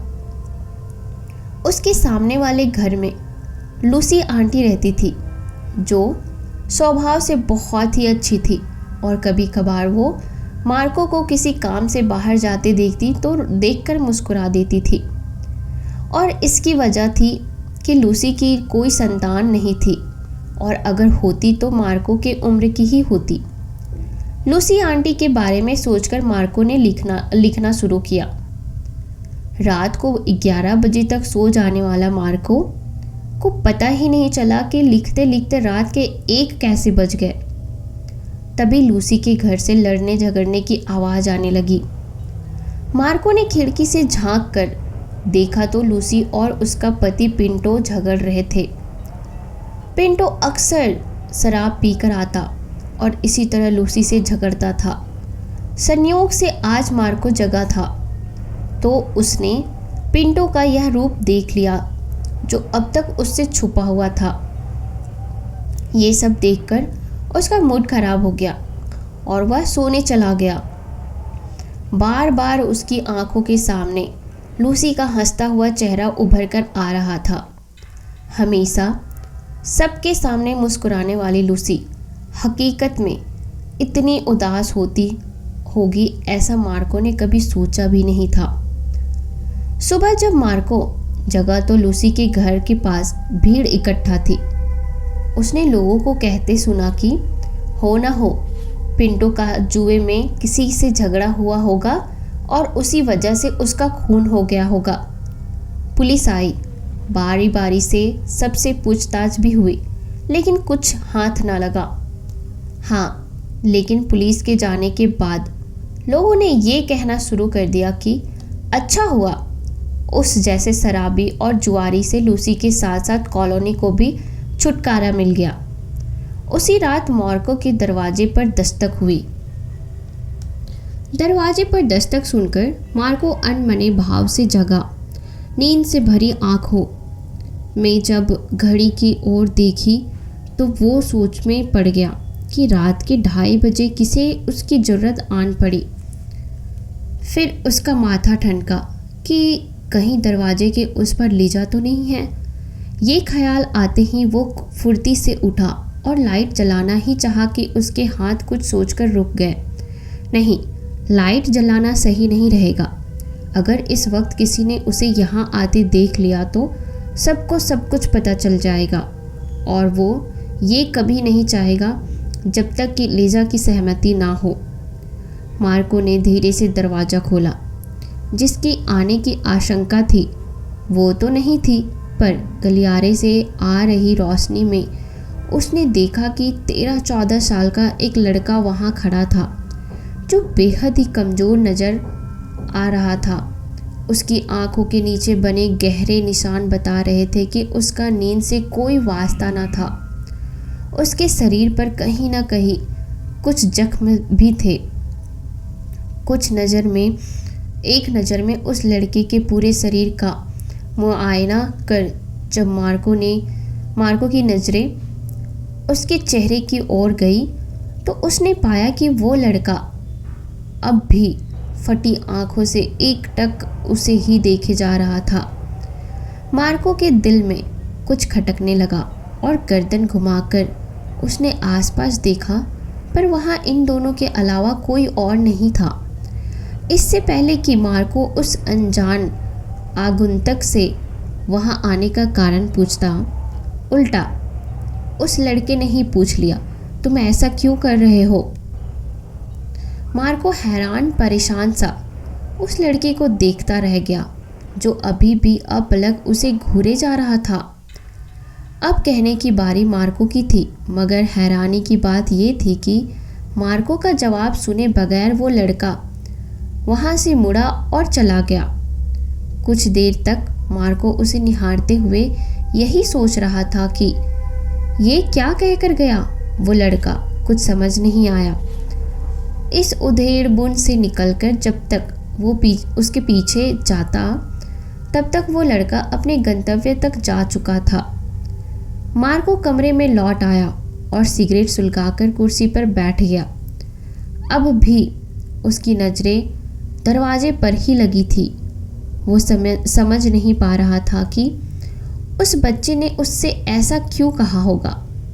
खैर, उस बच्चे ने जो भी सोचकर उससे कहा, लेकिन सच्चाई तो यही थी कि वो यहाँ से नहीं जा सकता था। आज उस बच्चे ने मार्को को उसके बचपन की याद दिला दी थी। मीरा और जैकी की अपनी कोई संतान ना थी, इसलिए उन्होंने मार्को को एक अनाथ आश्रम से गोद लिया था। मीरा का पूरा दिन बच्चे के साथ गुजरता था, क्योंकि जैकी काम की वजह से बाहर ही रहता था। एक दिन जब मीरा ने आधी रात को चोरों की तरह घर में घुसते जैकी को देखा, तब जाकर उसे जैकी के 2 नंबर के धंधे के बारे में पता चला। गलत लोगों की संगति में आकर जैकी बिगड़ चुका था, और जब मीरा उसे समझाती तो वो मारपीट करने लगता। ऐसे माहौल में मीरा का अपने बेटे मार्को के साथ रहना मुश्किल हो चुका था। रोज़ रोज़ के झगड़े से मीरा अंदर ही अंदर घुटती रहती थी। फिर एक दिन मीरा को पता चला कि जैकी गलत काम करते हुए पुलिस की गोलियों का शिकार हो गया। ये सुनकर मीरा को गहरा धक्का लगा और एक दिन वो भी मार्को को अकेला छोड़कर चल बसी। मार्को एक बार फिर से अनाथ हो गया था। समय बीतता गया और अकेलापन बढ़ता गया। धीरे धीरे शराब और सिगरेट उसके साथी बन गए थे, और ऐसे में वो कागज़ पर अपने मन की बातों को लिखने लगा। आज दरवाजे पर दस्तक देने वाले उस लड़के के बारे में सोचकर मार्को को अपने 12 साल पीछे की यादों को ताज़ा कर दिया था। अगले दिन जब मार्को खिड़की के पास खड़ा होकर बाहर आने जाने वाले लोगों को देख रहा था, तो उसकी नज़र एक बूढ़ी महिला पर पड़ी। लेकिन ये मार्को के लिए हैरानी की बात नहीं थी। वो तो उस बूढ़ी महिला के साथ जा रहे लड़के को देख रहा था। उसे कुछ जाना पहचाना सा लग रहा था। मार्को ने उसे पहचान लिया और उसे आवाज़ लगाने ही वाला था कि हे यू, तुम तो वही लड़के हो ना जो रात में मेरे दरवाजे पर थे। लेकिन मार्को ऐसा कह ना पाया, क्योंकि उसने देखा कि उस लड़के के साथ जो बूढ़ी महिला थी, वो उसके साथ बड़ी बेरुखी से पेश आ रही थी। कभी वो महिला उस लड़के के कान ऐंठती, तो कभी पीठ पर एक धौल जमा देती। तभी सामने से आती लीजा ने उस लड़के को अपनी ओर खींचती हुई उस बुढ़ी से बोली, आंटी छोड़ दो बेचारे को। अरे काहे का बेचारा, इसके माँ बाप तो मर गए, लेकिन इसको मेरे सिर मढ़ गए। एक भी काम इससे ढंग से नहीं किया जाता, बस पूरा दिन रोता रहता है। आज इसकी अच्छे से मरम्मत करती हूँ। उस बूढ़ी महिला ने मुंह बनाते हुए लीजा से इतना कहा और उस लड़के को खींचती हुई घर की ओर ले गई। लीजा असहायों की तरह बस उसे जाती देखती रही, ये जानते हुए कि उस बच्चे को मदद की कितनी ज़रूरत है, मगर वो मजबूर थी। आखिर वो करती भी तो क्या? अगर वो किसी की मदद कर सकती तो वो पहली खुद ही होती। ऐसा नहीं था कि उस बुढ़िया से किसी ने कुछ नहीं कहा। इससे पहले कई बार लोगों ने उस बुढ़िया को समझाया, यहाँ तक कि पुलिस ने भी धमकी दी, लेकिन सब बेअसर था। अब तो आसपास के लोगों ने बूढ़ी महिला के बेरुखी से पेश आने की वजह से बातचीत भी बंद कर दी थी। बस एक लीजा ही थी जो हर रोज उसे टोक दिया करती थी। लीजा जब वहाँ से जाने लगी तो उसकी आंखें खिड़की के उस पार खड़े मार्को से टकराई, जिसके दिल में लीजा के लिए खास जगह तो पहले से ही थी, लेकिन उसकी कभी हिम्मत ही नहीं हुई कि अपने दिल की बात उससे कह पाता। और शायद लीजा ने भी उस दिन का इंतज़ार करने की ठान ही ली थी। वो मार्को की मुश्किलें और नहीं बढ़ाना चाहती थी, इसलिए वो बिना कुछ कहे वहाँ से चली गई। अगले दिन जब मार्को खिड़की के पास खड़ा चाय पी रहा था तो उसने देखा कि लीजा उस रात वाले लड़के का हाथ पकड़कर उसके घर जा रही थी और कुछ परेशान सी दिख रही थी। मार्को की नज़र लीजा पर टिकी हुई थी, लेकिन वो ये नहीं देख पाया कि उस लड़के की निगाह मार्को पर ही जमी हुई थी। मार्को का मन ये जानने को बेचैन हो रहा था कि आखिर ऐसी क्या बात हो गई कि लीजा ने आओ न देखा था और उस लड़के का हाथ पकड़कर उसके घर की ओर जा रही थी। आखिर माजरा क्या है? ये सोचते हुए वो घर से बाहर आया तो देखता है कि उसके घर के आगे लगे हुए लिली के गमले उबड़ खाबड़ मिट्टी पर रखी हुई थी। मार्को हैरान हुआ, लेकिन फिर उसने मिट्टी को समतल किया और उस पर गमले को वापस रख दिया। मार्को के घर के बाहर लगा लिली का फूल, ये पौधा उसकी माँ मीरा ने लगाया था। छोटी उम्र से ही वो उसे पानी देता, उसकी देखभाल करता था। मीरा के जाने के बाद तो उसे इस पौधे से और भी लगाव हो गया था। पिछली बार जब लूसी आंटी के पति पिंटो की मौत हुई थी, तब भी गमला ऐसे ही स्थिति में था जैसा कि आज है, लेकिन तब मार्को ने इस ओर ध्यान नहीं दिया था। आज जब फिर से गमला उसी स्थिति में था तो मार्को को कुछ हैरानी तो हुई कि भला इस लिली के पौधे से किसी को क्या दुश्मनी हो सकती है, लेकिन इस ओर ध्यान ना देते हुए वो घर के भीतर आ गया। टेबल पर हाथों के बीच सिर को टिकाकर मार्को सोचने लगा कि क्या किस्मत पाई है उसने। अनाथालय के हर बच्चे की तकदीर में माँ बाप और घर नहीं लिखा होता। ऐसे में उसे मीरा जैसी माँ, एक घर और पिता का नाम मिला, पर वो भी उससे छिन गया। दोस्त के नाम पर भी कोई नहीं था, क्योंकि दो बार अनाथ होने के बाद उससे कोई दोस्ती या मेलजोल रखना नहीं चाहता था। ऐसे में एक लीजा ही थी जो हम उम्र होने के कारण उसे बहुत अच्छे से समझती थी, बिना इस बात की परवाह किए कि वो कौन है, कहाँ से आया है। मार्को की हर लिखी कहानी पहले लीजा ही पढ़ती और अपनी अच्छी बुरी टिप्पणियों से मार्को का हौसला बढ़ाती। एक समय ऐसा भी आया जब मर्डर केस की वजह से उसकी किताबें कम बिकने लगी और पड़ोसियों ने उसकी खोज खबर लेनी कम कर दी। तब भी लीजा ने उसका साथ नहीं छोड़ा और वो जानती थी कि कम बोलने वाला मार्को हमेशा की तरह मुस्कुराता रहेगा और अपने भीतर की कुलबुलाहट कभी उसके सामने जाहिर नहीं होने देगा। समय के साथ साथ मार्को और लीजा की दोस्ती प्यार में बदल गई। बस अब इजहारे चाहत बाकी थी। लेकिन कहते हैं ना कि वो प्रेम कहानी ही क्या जिसमें कोई मुश्किल ना हो। लीजा की माँ को उसका मार्को से मिलना जुलना पसंद नहीं था। लीजा भी अपनी माँ में आए इस बदलाव को देखकर असमंजस में थी, क्योंकि जब मार्को अपना नाम बना रहा था तब उन्हें कोई ऐतराज़ नहीं था, लेकिन जैसे ही मार्को के बुरे वक्त ने उसका दामन थामा, सबने उसका साथ छोड़ दिया। इस सब से मार्को बुरी तरह से टूट गया था। अपने आसपास उसने अकेलेपन की दीवार सी बना ली थी। खैर, मार्को अब भी इसी उधेड़ बुन में था कि उसे उस लड़के जिसे सब मिंकू कहकर बुलाते हैं के पास से सहानुभूति के लिए जाना चाहिए या नहीं, कि तभी उसने उधर से गुजर रहे कुछ लोगों को आपस में बात करते हुए सुना, जो अभी अभी मिंकू के घर से होकर आ रहे थे। उनमें से एक ने कहा, बेचारा मिंकू, पहले माँ बाप ने उसका साथ छोड़ दिया और अब उसकी बूढ़ी दादी ने। क्या ही किस्मत पाया है बेचारा, फिर से अनाथ हो गया। दुख की बात तो यह है, लेकिन जो हुआ अच्छा हुआ। उस बच्चे के लिए तो वो बुढ़िया काल ही थी, और अगर उसे कुछ कहने जाओ तो मोहल्ले वालों से भी लड़ती रहती थी। हाँ, सही कह रहे हो, और फिर हम सब भी तो है, मिलकर मिंकू को संभाल लेंगे।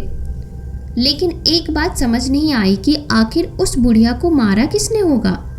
उसके जख्म देखकर तो लग रहे थे कि किसी धारदार हथियार से वार किया है कातिल ने।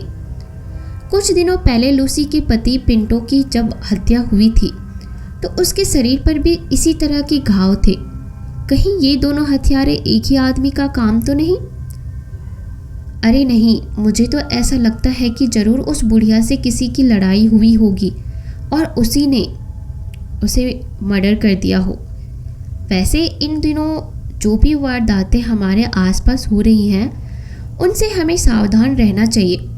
हमारे मोहल्ले में इस तरह की घटनाओं का होना सही नहीं है। वैसे पुलिस भी तो है, वो सब कुछ पता लगा ही लेगी। बाहर खड़े लोगों के बीच चल रही बातचीत को सुनकर मार्को वहीं ठिठक गया। उसने बूढ़ी महिला के घर की ओर जाना सही नहीं समझा, और फिर लीजा भी तो वहीं होगी, ये सोचकर कि क्या जवाब देंगे उसे। वो वापस अपने कमरे में आकर सिगरेट सुलगाकर बैठ गया, लेकिन उसका ध्यान बार बार उस लड़के मिंकू की तरफ या फिर उसकी कही हुई बातों की तरफ जा रहा था। कमरे में इधर उधर चहलकदमी करते मार्को को कुछ समय या फिर कुछ समझ नहीं आ रहा था। वो थक कर सोफे पर बैठ गया और कुछ देर बाद उसकी आंखें लग गई। जब वो उठा तो शाम के 5 बज चुके थे। कुछ खाने की इच्छा हुई तो देखा कि घर में ब्रेड तक नहीं था। वो पास की दुकान से ब्रेड लेने चला गया। लौटते समय वो उस मोड़ के पास ठिठक गया जहां से लीजा का घर कुछ ही दूरी पर था। अचानक से उसके कदम उस ओर बढ़े चले जा रहे थे, और वैसे भी बहुत दिनों से मार्को ने लीजा से अपनी दिल की बात भी नहीं कही थी। लीजा के घर से कुछ ही दूरी पर मार्को के कदम रुक गए, क्योंकि घर के भीतर उसकी माँ उस पर जोर जोर से चिल्ला रही थी। जब मार्को के माता पिता नहीं थे तब सोचता था कि लीजा लकी है जो उसके माँ बाप है, लेकिन जल्द ही उसे पता चला कि लीजा की माँ उसकी सौतेली माँ है, जिसे लीजा फूटी आंख नहीं सुहाती थी। लीजा के पिता जहाज पर नौकरी करते थे, इसलिए उनका घर आना कम ही होता था, और यही वजह थी कि वो अपनी परेशानी उन्हें बताकर उनकी मुश्किलें और नहीं बढ़ाना चाहती थी। लीजा चुपचाप अपनी माँ के जुल्मों सितम सहती रही। आज मार्को को लीजा का उस लड़के मिंकू के लिए सहानुभूति रखना समझ आ गया था, क्योंकि जिस पर बीतती है वही समझता है। मार्को ने चुपचाप वहाँ से चले जाना ही बेहतर समझा। जब वो जाने के लिए मुड़ा तो देखा कि लीजा बालकनी में उस लड़के मिंकू को खाना खिला रही थी। यह देखकर वो समझ गया कि लीजा की माँ को उसका मिंकू को अपने घर लाना पसंद नहीं आया, और इसी कारण वो चिल्ला रही थी। अपने गुस्से को काबू करते हुए मार्को घर लौट आया। उसकी भूख तो कब की मर चुकी थी। लीजा के लिए सोचते सोचते मार्को कुर्सी पर ही सो गया। रात का सन्नाटा गहरा छाया हुआ था। जब अपने अपने घरों में सब चैन की नींद सोए हुए थे, लेकिन 2 आंखें ऐसी थी जो आज की रात फिर से सड़कों पर अपने अगले शिकार की ओर बढ़ रही थी। अचानक वो शख्स मार्को के घर के आगे लगे लिली के पौधे के पास वाली मिट्टी को खरोचने लगा। ना जाने क्या ढूंढ रहा था। मोड़ से कुछ आगे जाकर उसके कदम लीज़ा के घर की ओर मुड़ गए। तो क्या आज लीज़ा उसका शिकार बनेगी? नहीं नहीं, ऐसा नहीं हो सकता। मार्को ने तो अपने दिल की बात अभी लीज़ा से कही भी नहीं। तो क्या उसका प्यार अधूरा रह जाएगा? हमारे और आपके मन में ऐसे कई ख्याल आना लाजमी है, लेकिन इस बात से शायद ही उस हत्यारे को फर्क पड़ता था। ऐसा लग रहा था कि उसके सिर पर खून सवार है। वो अपनी धुन में लीज़ा के घर की ओर चला जा रहा था। पाइप और दीवार के सहारे वो बालकनी में चढ़ गया और उससे लगे कमरे को सावधानी से धक्का देकर खोलते हुए अंदर चला गया, मानो जैसे उसकी आंखें जानती थी कि उसका शिकार इस वक्त कहाँ होगा। अपलक आंखों से ताकता वो खूनी आगे बढ़ा तो सामने लीज़ा सोई हुई थी और पास ही दूसरे खाट पर मिंकू सोया हुआ था। लेकिन आश्चर्य की बात थी कि वो शख्स वहाँ न रुककर आगे बढ़ गया। तो फिर उसका शिकार कौन है? हाथों में धारदार चाकू पकड़े वो दूसरे कमरे में गया जहाँ लीज़ा की माँ सोई हुई थी, जिसे देखकर उसकी आंखों में खून उतर आया। उसने बिना एक पल गवाए उस पर चाकू से वार कर दिया। कर्राहती हुई लीज़ा की माँ जब तक कुछ समझ पाती तब तक उस शख्स ने अपना काम को अंजाम दे दिया था। उस हत्यारे की ओर देखकर लीज़ा की माँ सन्न रह गई और फिर कुछ ही पल में उसकी सांसें हमेशा के लिए बंद हो गई। उस हत्यारे का मकसद पूरा हो चुका था। वो जैसे लीज़ा के घर में आया था वैसे ही चला भी गया था, एकदम चुपचाप। लौटकर वो वापस उसी लिली के पौधे के पास आया, वहाँ की मिट्टी खुरेदी और उसमें अपने हथियार छुपाकर जाने को मुड़ा। लेकिन ये क्या, कोई उसके पीछे खड़ा है। पर ये कौन हो सकता है? तुम ऐसा क्यों कर रहे हो? उस खूनी के पीछे खड़े अजनबी ने उससे पूछा। आप सोच रहे होंगे कि ये सवाल तो कुछ सुने सुने से लग रहे हैं ना? हाँ, ये तो मिंकू के प्रश्न हैं जो उसने उस रात मार्को के दरवाजे पर दस्तक देकर पूछी थी। तो क्या इस खूनी के पीछे? नहीं नहीं नहीं, बिल्कुल सही सोच रहे हैं आप। ये मिंकू ही है जो आजकल लीज़ा के घर उसके साथ ही रह रहा है। जब ये खूनी लीज़ा की माँ को मौत के घाट उतार रहा था तो मिंकू ने इसे देख लिया। इतना ही नहीं, उसका पीछा करते करते आज उसे रंगे हाथों पकड़ भी लिया था। लेकिन उसने वही बात खूनी से क्यों पूछी? आखिर माजरा क्या है? आइए देखते हैं। मिंकू की बात सुनकर वो खूनी उसकी ओर मुड़ा और अपनी बड़ी बड़ी लाल आंखों से उसे घूरने लगा, जैसे कि उसे जानता ही ना हो। खूनी का ये रूप देखकर डर के मारे मिंकू के पसीने छूटने लगे और वो वहीं बेहोश होकर गिर पड़ा। सुबह सुबह घर के बाहर से आती आवाज़ सुनकर मार्को की आंख खुली तो वो भागा भागा बाहर आया तो देखता क्या है कि घर के बाहर लोगों की अच्छी खासी भीड़ लगी है और लीज़ा बेहोश पड़े मिंकू को उठा रही है। कुछ देर बाद जब उसे होश आया तो सब उससे तरह तरह के सवाल पूछने लगे कि वो यहाँ कैसे आया, क्या हो गया है उसे। लीज़ा का रो रो कर बुरा हाल था, क्योंकि सुबह उठकर उसने देखा कि वहाँ घर में उसकी माँ की हत्या हो गई थी और मिंकू यहाँ सड़क पर बेहोश पड़ा था। सड़क पर खड़े भीड़ में से तरह तरह की बातें सुनाई देने लगी। कोई कह रहा था कि इस कॉलोनी में जान का खतरा बढ़ गया है, अब तो यहाँ रहने से भी डर लगता है। तो कहीं से आवाज़ आई कि एक बात गौर करने की है। रोहन एक सीधा साधा लड़का जिसकी उम्र करीब 22 साल होगी, अच्छा दिखने में खूबसूरत और एक अच्छी ग्लास वाला चश्मा पहनता है। वैसे तो ये चश्मा नज़र का नहीं, शौक का कहो या धूप का। खैर, रोहन एक कंपनी में काम करता है जहां 4 लड़कियां और रोहन समेत 9 लड़के, कुल मिलाकर 13 जने काम करते हैं। मगर रोहन ने कभी किसी भी लड़की के सामने गलत नज़र से नहीं देखा होगा। शायद ये उसके संस्कार हैं। उसने अब तक शादी भी नहीं की। रोहन अपने घर में अकेला रहता है। रोहन बिल्कुल सीधा साधा होने के साथ साथ वो कभी शराब धूम्रपान नहीं करता और ना ही कभी ऑफिस की पार्टी में जाता। हाँ, लेकिन कभी बॉस के खास और बड़ी पार्टी में जहाँ उसे लगता कि जाना ज़रूरी है तो ही जाता।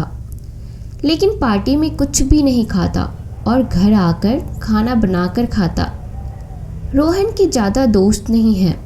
वो जब भी दोस्ती या रिश्ता बनाता तो बड़ी सोच समझकर बनाता है।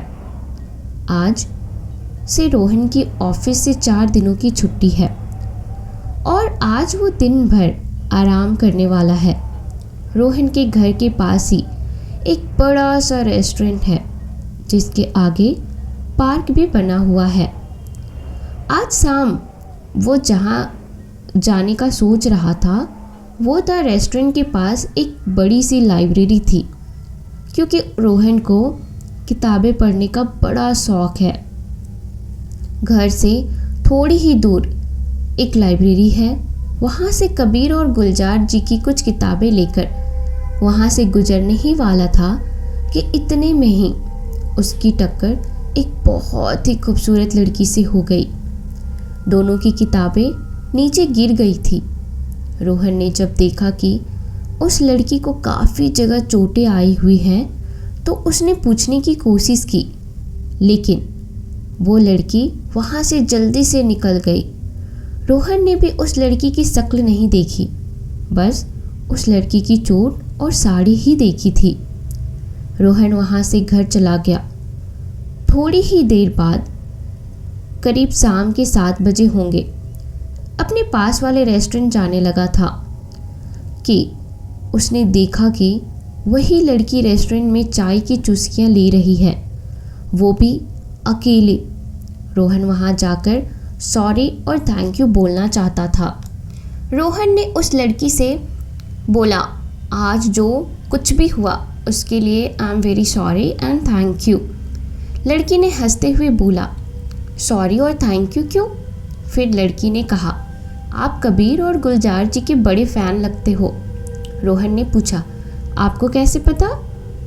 उस लड़की ने बताया कि आपकी किताबें मेरे पास गलती से आ गई। उसके बाद लड़की ने कहा, हाय, मेरा नाम सुमोना है और आपका? रोहन ने भी अपना नाम बताया। दोनों ने चाय के साथ खाना भी खाया और थोड़ी देर बाद पार्क में बातें करने लगे। बातों बातों में रोहन को याद आया कि रात के 9 बज चुके थे। रोहन ने हिम्मत जुटाकर कहा, अब मुझे जाना होगा। रोहन और सुमोना जाने लगे कि रोहन ने फिर हिम्मत जुटाकर कहा, कल शाम को फ्री हो क्या? सुमोना ने जवाब दिया, 6 बजे, मुस्कुराते हुए कहा। रोहन को लगा जैसे ज़िंदगी में सब कुछ मिल चुका हो। अचानक रोहन को कुछ याद आया कि हमने नंबर तो लिए ही नहीं, तो हम कैसे मिलेंगे? और क्या पता वो लड़की मेरा मन रखने के लिए झूठ ही बोला होगा। अगर नहीं आई तो सोचने लगा और उसे नींद आ गई। शाम को 6 बजे उसी रेस्टोरेंट में पहुंचा तो उसने देखा कि वो लड़की उसका पहले से ही वहाँ इंतज़ार कर रही थी। रोहन वहाँ गया और चाय और फिर कुछ देर बाद खाना भी मंगवाया। रात को 9 बज चुके थे। दोनों ने खाना खाने के बाद पार्क में बैठे बातें करने लगे। रोहन ने सुमोना का हाथ पकड़ा और पूछा, ये इतनी सारी चोटें कैसे आई? सुमोना वहाँ से फ़ौरन चली गई। उसके बाद कई दिनों तक नहीं दिखी। रोहन को लगा कि शायद उसने सुमोना का हाथ पकड़ा, इसलिए शायद वो गुस्सा हो गई होंगी। उस बात को आज पूरे 2 साल हो चुके होंगे। रोहन उस बात और सुमोना को शायद ही भूल चुका था। तेज बारिश हो रही थी। ठीक शाम के 7 बजे थे कि 2 लड़कियां बारिश में भीग रही थी और बारिश का आनंद ले रही थी। रोहन अपने घर के बरामदे में गर्म चाय की चुस्कियां ले रहा था और उन दोनों लड़कियों को ध्यान से देख रहा था। एक की शक्ल दिख रही थी लेकिन दूसरी की सिर्फ पीठ ही दिख रही थी। लेकिन उस लड़की के ठीक सामने एक बड़ा सा कांच लगा था। जब उस कांच में उस लड़की की शक्ल देखी तो दंग रह गया। वो दौड़ के बाहर आया तो दोनों लड़कियां नदारद थी। रोहन जोर से चिल्लाने लगा और उस लड़की को बुलाने लगा, सुमोना, लेकिन वहाँ कोई भी नहीं था। देर रात पार्क में घूमने लगा और उस लड़की के बारे में सोचने लगा और बहुत देर बाद वही लड़की वहाँ आई। रोहन ने उससे कई सवालों के जवाब मांगने चाहे। रोहन ने पूछा, इतने दिन तुम कहाँ थी? उस दिन ऐसा क्या हुआ था कि तुम यहाँ से भाग गए? तुम्हारे चेहरे और शरीर पर चोट के निशान क्यों थे? लेकिन सुमोना कुछ भी नहीं बोली। रोहन ने फिर सुमोना का हाथ पकड़ा और उसे अपने सवालों के जवाब मांगने लगे, लेकिन इस बार बहुत अलग हुआ। रोहन ने देखा कि सुमोना की आंखें अचानक काली सी नीली हो गई। सुमोना का शरीर जैसे कंकाल जैसा दिखने लगा। शरीर के अंदर की आंतें साफ नजर आ रही थी। सुमोना ने उसका एक हाथ बहुत जोर से पकड़ा और दूसरे हाथ से रोहन का गला दबा रखा था। रोहन जोर जोर से चिल्लाने लगा, लेकिन उसकी आवाज़ किसी के भी कानों में नहीं गई। रोहन ने किसी तरह सुमोना से अपने आप को छुड़ाया और भागने लगा और भागते भागते नीचे गिर गया। रोहन को लगा आज उसकी मौत पक्की है। रोहन सुमोना की बजाय जमीन की ओर देखने लगा और घुटनों के बल बैठ गया। थोड़ी ही देर में सब कुछ गायब, सब कुछ साधारण हो गया। रोहन की सांसें अब थोड़ा थोड़ा साधारण होने लगी। रोहन बहुत डरा हुआ था। आखिर था क्या और कौन था? भूत या कुछ और? ऐसे कई सवालों के जवाब बाकी हैं। अक्सर हम जिंदगी में कई सवालों के जवाब ढूंढते हैं लेकिन मिलते नहीं। जैसे प्यार क्या है, कैसे होता है, पृथ्वी गोल क्यों है, या भगवान दिखते क्यों नहीं है। इसी तरह इस कहानी में भी एक बड़ा सा सवाल था जिसका जवाब हम बेसब्री से जानना चाहते हैं, और वो ये है चोटों का रहस्य। आज हम उसी सवाल का जवाब ढूंढने की कोशिश करेंगे। रोहन उस रात और सुमोना के भयानक रूप को भुलाने की कोशिश करता है, लेकिन वो उस हादसे को भुला नहीं पाता है। कुछ दिनों बाद रोहन ऑफिस के काम से बाहर शहर से 20 किलोमीटर दूर गांव में जाता है। उसने देखा कि कुछ लोग एक ज़मीन के टुकड़े के लिए लड़ रहे हैं। रोहन को बहुत अजीब सा महसूस होता है। रोहन यह सब देखकर चुपचाप वहाँ से आगे बढ़ जाता है। थोड़ा सा दूर चलने पर उसे चाय की तलब लगती है। तभी उसे एक चाय की छोटी सी एक दुकान रास्ते में दिखाई पड़ती है। उसने तुरंत गाड़ी रोकी और सोचने लगता है, क्यों ना थोड़ी सी चाय पी लिया जाए, शायद इससे मेरा मूड ठीक हो जाएगा।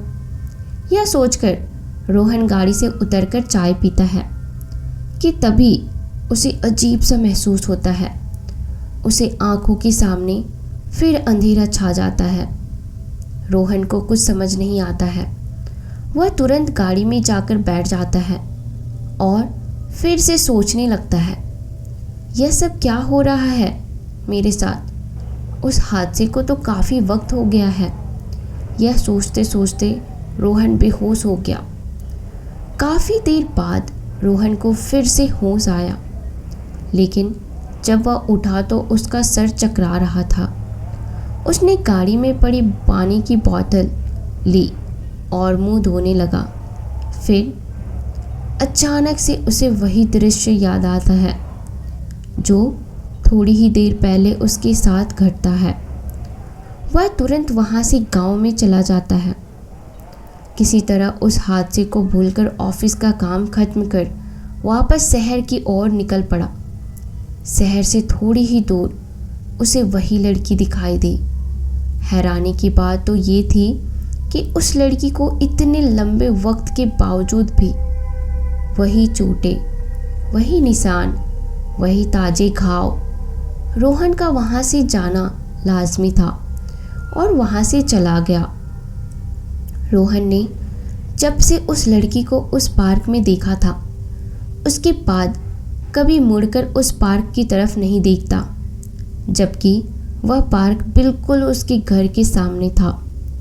जब भी वह बाहर निकलता, मुंह को नीचे करके निकलता था। घर पहुंचकर सबसे पहले नहाते हुए उसने वही दृश्य को याद करने लगा, लेकिन इस बार वह डरा नहीं, बल्कि सोचते हुए उसे कुछ कुछ समझ आने लगा। उसने देखा कि सबसे पहले वो उस लड़की जो मिली थी, फिर उसे उस लड़की के चोटों का दिखना, फिर उसे पार्क में मिलना, फिर ज़मीन के लिए लड़ते लोगों को देख अजीब सा लगना, शहर आते वक्त फिर वही लड़की उसी हालात में महीनों बाद मिलना। सबसे बड़ा सवाल ये था कि वह लड़की उसी को क्यों दिखाई देती है। अगर दिखाई देती भी है तो उसे अपने घर में क्यों नहीं मिलती। ये सब सोचते हुए रोहन महीनों बाद उस पार्क की ओर भागा चला गया। वहाँ पहुंचकर उसने देखा कि बहुत अंधेरा हो चुका था। फिर भी वह वहीं रहा और ज़ोर ज़ोर से चिल्लाने लगा, सुमोना, सुमोना। लेकिन वहाँ वह नहीं आई। हार कर रोहन रोने लगता है और सर नीचे कर लिया कि तभी सफ़ेद साड़ी पहने वही लड़की उस पार्क से गुजरने लगी। रोहन पहले घबराया, फिर हिम्मत करके उसके पास पहुंचा और बार बार वही सवाल कर रहा था, लेकिन फिर भी सुमना चुप थी।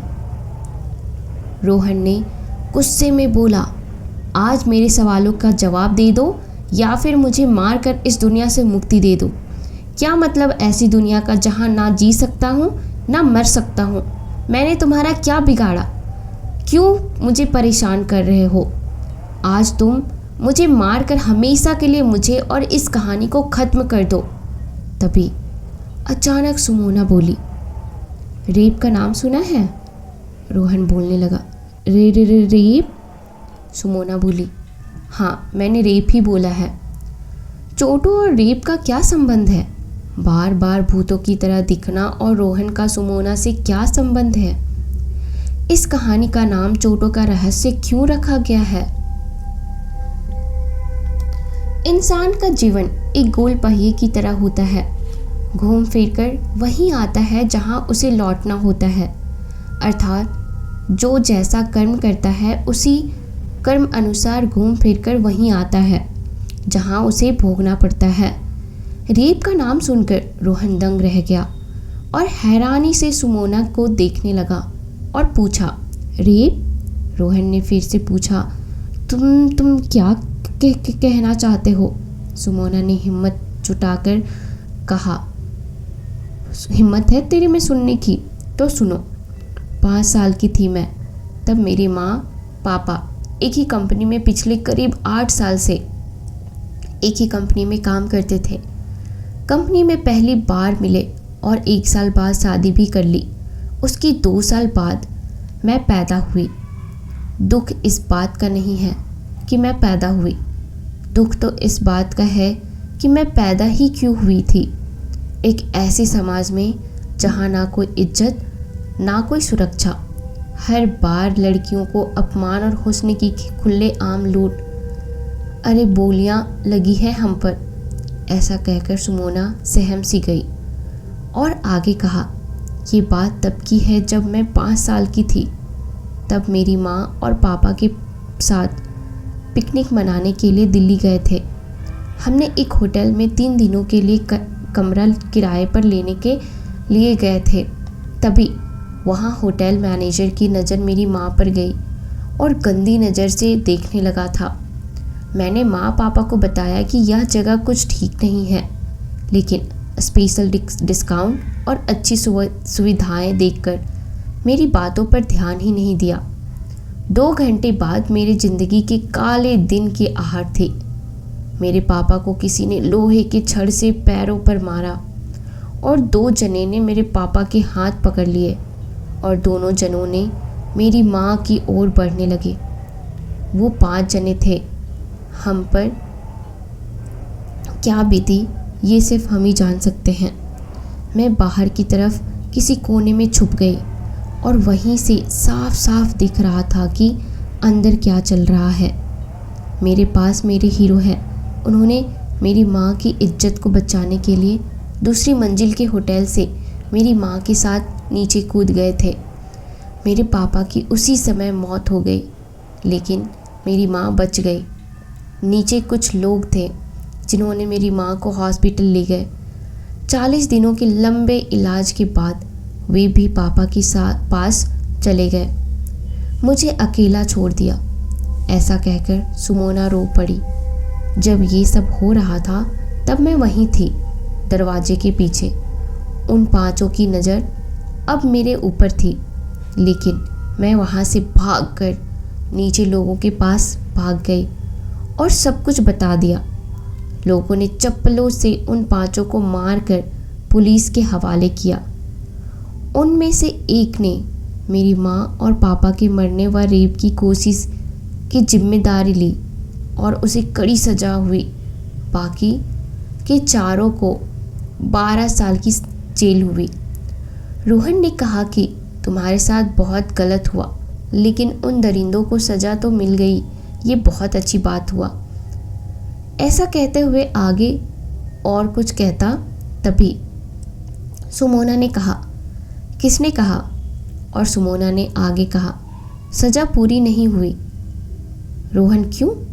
सुमोना, जब वे 4 जेल पूरी करके बाहर आए, उससे पहले ही मेरी सारी जानकारी ले ली थी।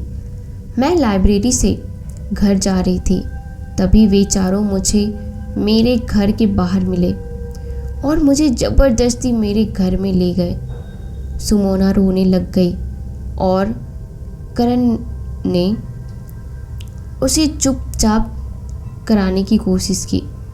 सुमोना आगे बताती है कि उनमें से 2 ने मेरे हाथ पैर पकड़कर बांध दिए और एक ने उसी छड़ से मुझे खूब पीटा। ये वही छड़ थी जिस छड़ से उसके पिता को मारा था। सुमोना बोलती है आगे कि बड़ी मुश्किलों से बताती है कि उन लोगों ने जो उसकी माँ के साथ करना चाहते थे वही उसके साथ किया और करीब 36 घंटों की बेहोशी के बाद मुझे निवस्त्र ही छोड़ दिया और वहाँ से भाग गए थे। उसके 2 घंटे बाद रोहन, तुम्हारे पापा ने मुझे कपड़ों से ढककर हॉस्पिटल ले गए थे और मेरा इलाज करवाया था। और पता है, मुझे 3 दिन बाद होश आया, तब जाकर तुम्हारे पापा ने खाना खाया। इतना कहते ही रोहन बोला, हाँ हाँ। अचंभित होकर रोहन बोला, पापा ने बताया था मुझे आपके बारे में। ये बात मैं कैसे भूल सकता हूँ। उस दिन के बाद, आपकी इसी टेंशन के बाद हमेशा खामोश रहते थे मेरे पापा और वो चल बसे थे। पापा हमेशा कहते थे कि लड़की की इज्जत से बड़ी उनके लिए कोई बात नहीं। और इतना कहते ही रोहन की आंखें नम हो गई। रोहन आगे बोलता है, मगर आज ये सब मुझे क्यों बता रहे हो? और मुझे बार बार दिखना ना दिखना कुछ समझ नहीं आया। सुमोना बोलती है, तुम अपने पापा के सिद्धांतों पर चलते हो और तुम्हारे पापा ने मेरी मदद की थी, इसीलिए मैं चाहती थी कि तुम मेरी मदद करो। लेकिन जितनी बार तुम मुझसे मिले तब वहाँ उन 4 में से कोई ना कोई मिल ही जाता था। याद है जब तुम मुझे दूसरी बार मिलने के बाद मैं वहाँ से जा रही थी, तभी वह चारों वहाँ नजर आए थे और मुझे डर था कि कहीं वे मुझे पकड़कर ना ले। मैं तो उसी दिन तुमसे मिलकर बस सारी बात बताना चाहती थी, लेकिन और तुम मुझ पर भरोसा भी करते या नहीं, यह भी मुझे डर था, रोहन कहता है। तो फिर उस दिन वो सब क्या था, तुम्हारा भयानक रूप? आगे क्या होगा वो भयानक रूप? इसके आगे की कहानी जानने के लिए आप मेरे इस कहानी का दूसरा भाग ज़रूर देखें, और इस कहानी का दूसरा भाग तभी देख सकते हो जब आप मेरे इस चैनल को सब्सक्राइब करोगे।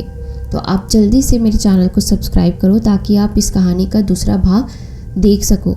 और आप मुझे कमेंट सेक्शन में ज़रूर बताना कि आप इस कहानी का दूसरा भाग देखने के लिए या फिर जानने के लिए कितने एक्साइटेड हो।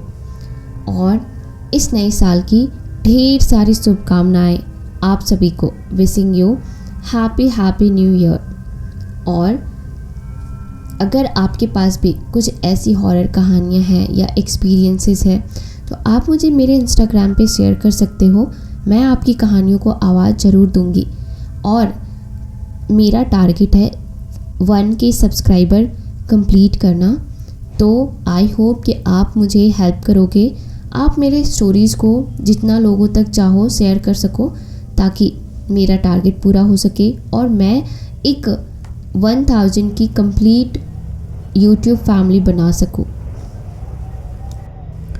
उस वक्त रात के 11 बज चुके थे और अजय एक सुनसान रास्ते से अपनी कार चला रहा था। वो अपने घर की तरफ जा रहा था। तभी थोड़ी सी देर हो चुकी थी, लेकिन तभी अचानक उसे एक लड़की की रोने की आवाज़ आ गई। वो आवाज़ सुनकर अजय ने गाड़ी रोक ली। उसके बाद वो गाड़ी से उतर गया और उस लड़की के रोने की आवाज़ का पीछा करने लगा। थोड़ी देर बाद जब अजय वहाँ पहुँचा तब उसने देखा तो उसके सामने एक अजीब सी औरत खड़ी थी। उसे देखकर अजय बहुत ही ज़्यादा डर गया था और उसने कहा, रागिनी तुम? इस पर रागिनी ने कहा, हाँ मैं। आज तुम्हारी आखिरी रात है। तुम्हें बहुत MMS बनाने की शौक़ है ना? आज मैं तुम्हारी मौत का MMS बनाऊंगी। उसके बाद अजय ने भागने की बहुत कोशिश की, लेकिन वो नाकाम रहा। उसके बाद रागिनी ने अजय का सर धड़ से अलग कर दिया और इस तरह से उसकी मौत हो गई। आखिर कौन है ये अजय और रागिनी? आखिर रागिनी ने अजय को इतना बेरहमी से क्यों मार दिया और क्या है इसके पीछे का राज? आइए इस कहानी को जानते हैं। उदय एक बिजनेसमैन था। वो ऑस्ट्रेलिया में रहता था। उसकी लाइफ में सब कुछ ठीक चल रहा था, लेकिन उसके मम्मी पापा से वो बहुत बचपन से ही नाराज़ था, क्योंकि उदय को क्या चाहिए ये उसके मॉम डैड ने कभी नहीं समझा और उसके मॉम डैड को क्या चाहिए ये उदय ने कभी नहीं समझा। ऐसे ही दिन गुजरते गए। एक दिन उदय और उसके पेरेंट्स के बीच बहुत ही गंदा वाला लड़ाई हो जाती है, लेकिन उसने वो घर छोड़ दिया और फिर वो ऑस्ट्रेलिया से भारत में शिफ्ट हो गया और मुंबई में उदय ने अपना नया बिजनेस स्टार्ट किया। समय आगे बढ़ रहा था और उसी बीच उसकी लाइफ में एक रागिनी नाम की लड़की आ गई। उदय और रागिनी पहले तो एक दूसरे से अनजान थे, फिर एक दूसरे से दोस्ती की और उनके बीच की नज़दीकियाँ बढ़ने लगी और फिर कब ये दोस्ती प्यार में तब्दील हो गया उन्हें पता ही नहीं चला। और उदय और रागिनी उसके बाद लिव इन रिलेशनशिप में साथ में रहने लग गए। बस सब कुछ अच्छा चल रहा था, एक दिन रागिनी कहीं जा रही थी, लेकिन तभी अचानक उसके सामने उसका कॉलेज का दोस्त आ गया जिसका नाम अजय था। उसे देखकर रागिनी ने पूछा, तुम यहाँ क्या कर रहे हो? अजय ने कहा, रागिनी, आज वैलेंटाइंस डे है ना, इसलिए मैं तुम्हें प्रपोज करने आया हूँ। इस पर रागिनी ने कहा, अजय, तुम्हें मैंने कितनी बार मना किया, तुमने जरा सा भी शर्म नहीं है। कॉलेज के दिनों से तुम मेरे पीछे पड़े हुए हो। अजय ने कहा, क्या करूं, तुम मुझे बहुत अच्छी जो लगती हो। रागिनी ने कहा, सॉरी अजय, मेरी लाइफ में कोई और है। अजय ने कहा, कहीं तुम उस उदय की बात तो नहीं कर रहे हो? रागिनी ने कहा, हाँ वही है। अजय ने कहा, मैं तो कॉलेज के दिनों से तुम्हारे साथ हूँ और तुम उस उदय से मिले हुए 1 साल भी नहीं हुआ और तुम उस पर विश्वास करती हो? रागिनी ने कहा, क्योंकि तुम नहीं समझोगे, प्यार सिर्फ विश्वास की नहीं होती है, तुम में और उदय में जमीन आसमान की फ़र्क है। अजय ने कहा, तुम सीधे सीधे क्यों नहीं कहती कि मेरे से ज़्यादा उदय के पास पैसे ज़्यादा है, इसलिए तुमने उदय को चुना। इस पर रागिनी ने कहा, छोड़ो, तुम नहीं समझ पाओगे। अजय ने कहा, मुझे समझाने की कुछ ज़रूरत भी नहीं है, बिकॉज़ आई नो कि लड़कियों को सच्चे प्यार की कदर ही नहीं होती, वो सिर्फ पैसों के पीछे ही भागती है। इस पर रागिनी ने कहा, क्या कहा तुमने? ठीक है, मानती हूँ तुम्हारे सारे ब्लेम को। रागिनी ने कहा, अगर लड़कियाँ सिर्फ पैसों के पीछे ही भागती है तो कमाओ ना पैसे। अजय ने कहा, मैं यही तो सुनना चाहता था रागिनी तुमसे। इतना कहकर वो रागिनी की तरफ देखने लगा। रागिनी ने कहा, तुम इतना ही जानते हो तो फिर लड़कियां पैसों के पीछे भागती है ना? तुम मेरे एक सवाल का जवाब दो अजय, अगर कोई भिखारी या फिर सड़क चलते इंसान अगर तुम्हारी बहन को पसंद आ गई तो क्या करोगे तुम? अपनी बहन की शादी उससे करवा दोगे? रागिनी की इस बात पर अजय गुस्सा हो गया और उसने कहा, रागिनी, अब तुम लिमिट क्रॉस कर रही हो। रागिनी ने कहा, अब क्या हुआ? क्या वो भिखारी तुम्हारी बहन से प्यार नहीं कर सकता? क्या उस भिखारी में फीलिंग्स नहीं हो सकती? अजय ने कहा, देखो, तुम अब बहुत भूल रही हो रागिनी। इस पर रागिनी ने कहा, अजय, सपने औकात से बाहर नहीं देखने चाहिए। आई होप कि ये बात तुम्हें जल्दी समझ आ जाए और दोबारा मेरे सामने आने की कोशिश भी मत करना। जाकर कोई अच्छी सी जॉब ढूंढो और अपनी फैमिली को खुश रखो। ऐसा कहकर रागिनी वहाँ से चली गई। समय आगे बढ़ रहा था। उदय और रागिनी की शादी हो चुकी थी।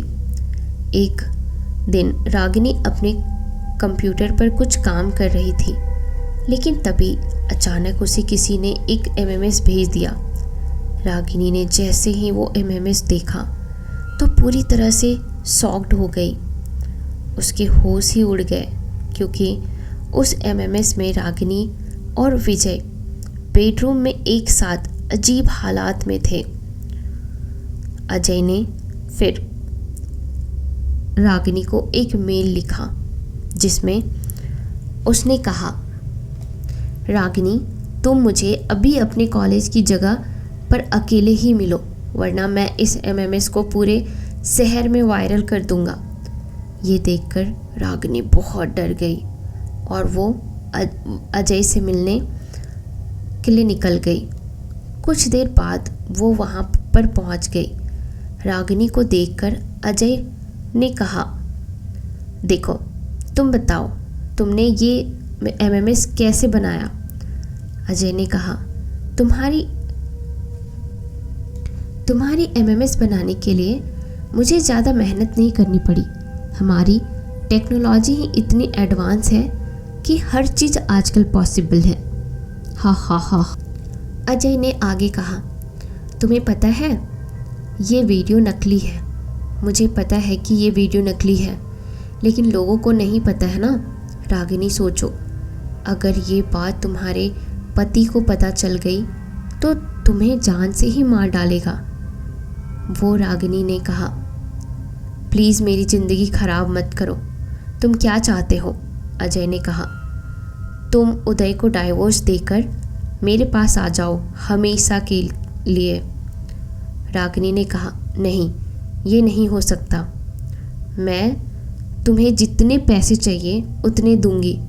अजय ने कहा, मुझे पैसों का लालच नहीं है, मुझे सिर्फ तुम चाहिए, तुम्हारा साथ चाहिए, वो भी ज़िंदगी भर के लिए। रागिनी ने कहा, एक बात याद रखो अजय, अगर तुमने ये वीडियो वायरल किया ना तो हमारे साथ साथ तुम भी बदनाम हो जाओगे, क्योंकि उस वीडियो में तुम भी आ गए हो। अजय ने कहा, कोई परवाह नहीं, मैं तुम्हें पाने के लिए कुछ भी कर सकता हूँ। रागिनी ने कहा, ठीक है, जाओ, तुम्हें जो करना है वो करो, लेकिन तुम जो सोच रहे हो ऐसा लाइफ में कभी भी नहीं होने वाला। एमएमएस वायरल करने हैं तो करो। ऐसा कहकर रागिनी वहाँ से चली गई। थोड़ी देर बाद रागिनी अपने घर पर आ गई। उसे देखकर उदय ने कहा, तुम कहाँ चली गई थी? उदय को देखकर रागिनी बहुत डर गई थी। ये देखकर उदय ने कहा, क्या हुआ, तुम ऐसे क्यों डर रही हो? रागिनी ने कहा, किसी और से तुम्हें पता चले उससे अच्छा है कि मैं ही तुम्हें बता देती हूँ, और तुम उसके बाद जो भी सज़ा दोगे वो मुझे मंजूर होगी। उदय ने कहा, ये कैसी बातें कर रही हो? उसके बाद रागिनी ने वो एमएमएस की सारी सच्चाई उदय को बताई। ये सुनकर उदय ने हंसते हुए कहा, बस इतनी सी बात? रागिनी ने कहा, तुम्हें ये छोटी सी बात लग रही है और तुम्हें मुझ पे गुस्सा भी नहीं आ रहा है? उदय ने कहा, जब तुमने कुछ किया ही नहीं तो मुझे गुस्सा क्यों आएगा? सब तो टेक्नोलॉजी से बना हुआ है। उदय ने आगे कहा, देखो रागिनी, मुझे दुनिया में सबसे ज़्यादा भरोसा तुम पर है, और मुझे ये भी पता है कि मेरे लिए तुम कितनी वफ़ादार हो। उदय की ये बात सुनकर रागिनी रोने लग गई और उसने कहा, हे भगवान, ये मैंने क्या कर दिया? उदय ने कहा, क्या कर दिया मतलब? रागिनी ने कहा, वो एमएमएस देखने के बाद मुझे लगा कि वो अजय वीडियो वायरल कर देगा और उसके बाद तुम मुझसे नफ़रत करोगे। ऐसे मेरे मन में उल्टे सीधे ख्याल आ रहे थे, इसलिए मैंने रास्ते में जहर खरीद कर पी लिया था। रागिनी की ये बात सुनकर उदय को बहुत बड़ा सदमा लग गया और उसने कहा, क्या तुम पागल हो? तुम्हें मेरे प्यार पर जरा सा भी भरोसा नहीं था? आखिर तुमने ऐसा क्यों किया? रागिनी ने कहा, उदय, मुझे बहुत अजीब लग रहा है, प्लीज़ मुझे हॉस्पिटल लेकर चलो, मैं जीना चाहती हूँ, प्लीज़ जल्दी हॉस्पिटल चलो। उसके बाद उदय रागिनी को हॉस्पिटल लेकर जाने के लिए निकल गया। अभी वो लोग हॉस्पिटल के नज़दीक ही थे कि बीच में ही रागिनी ने अपना दम तोड़ दिया। रागिनी की मौत के बाद उदय बहुत ही ज़्यादा टूट गया और उसके बाद फिर ऑस्ट्रेलिया में वापस चला गया।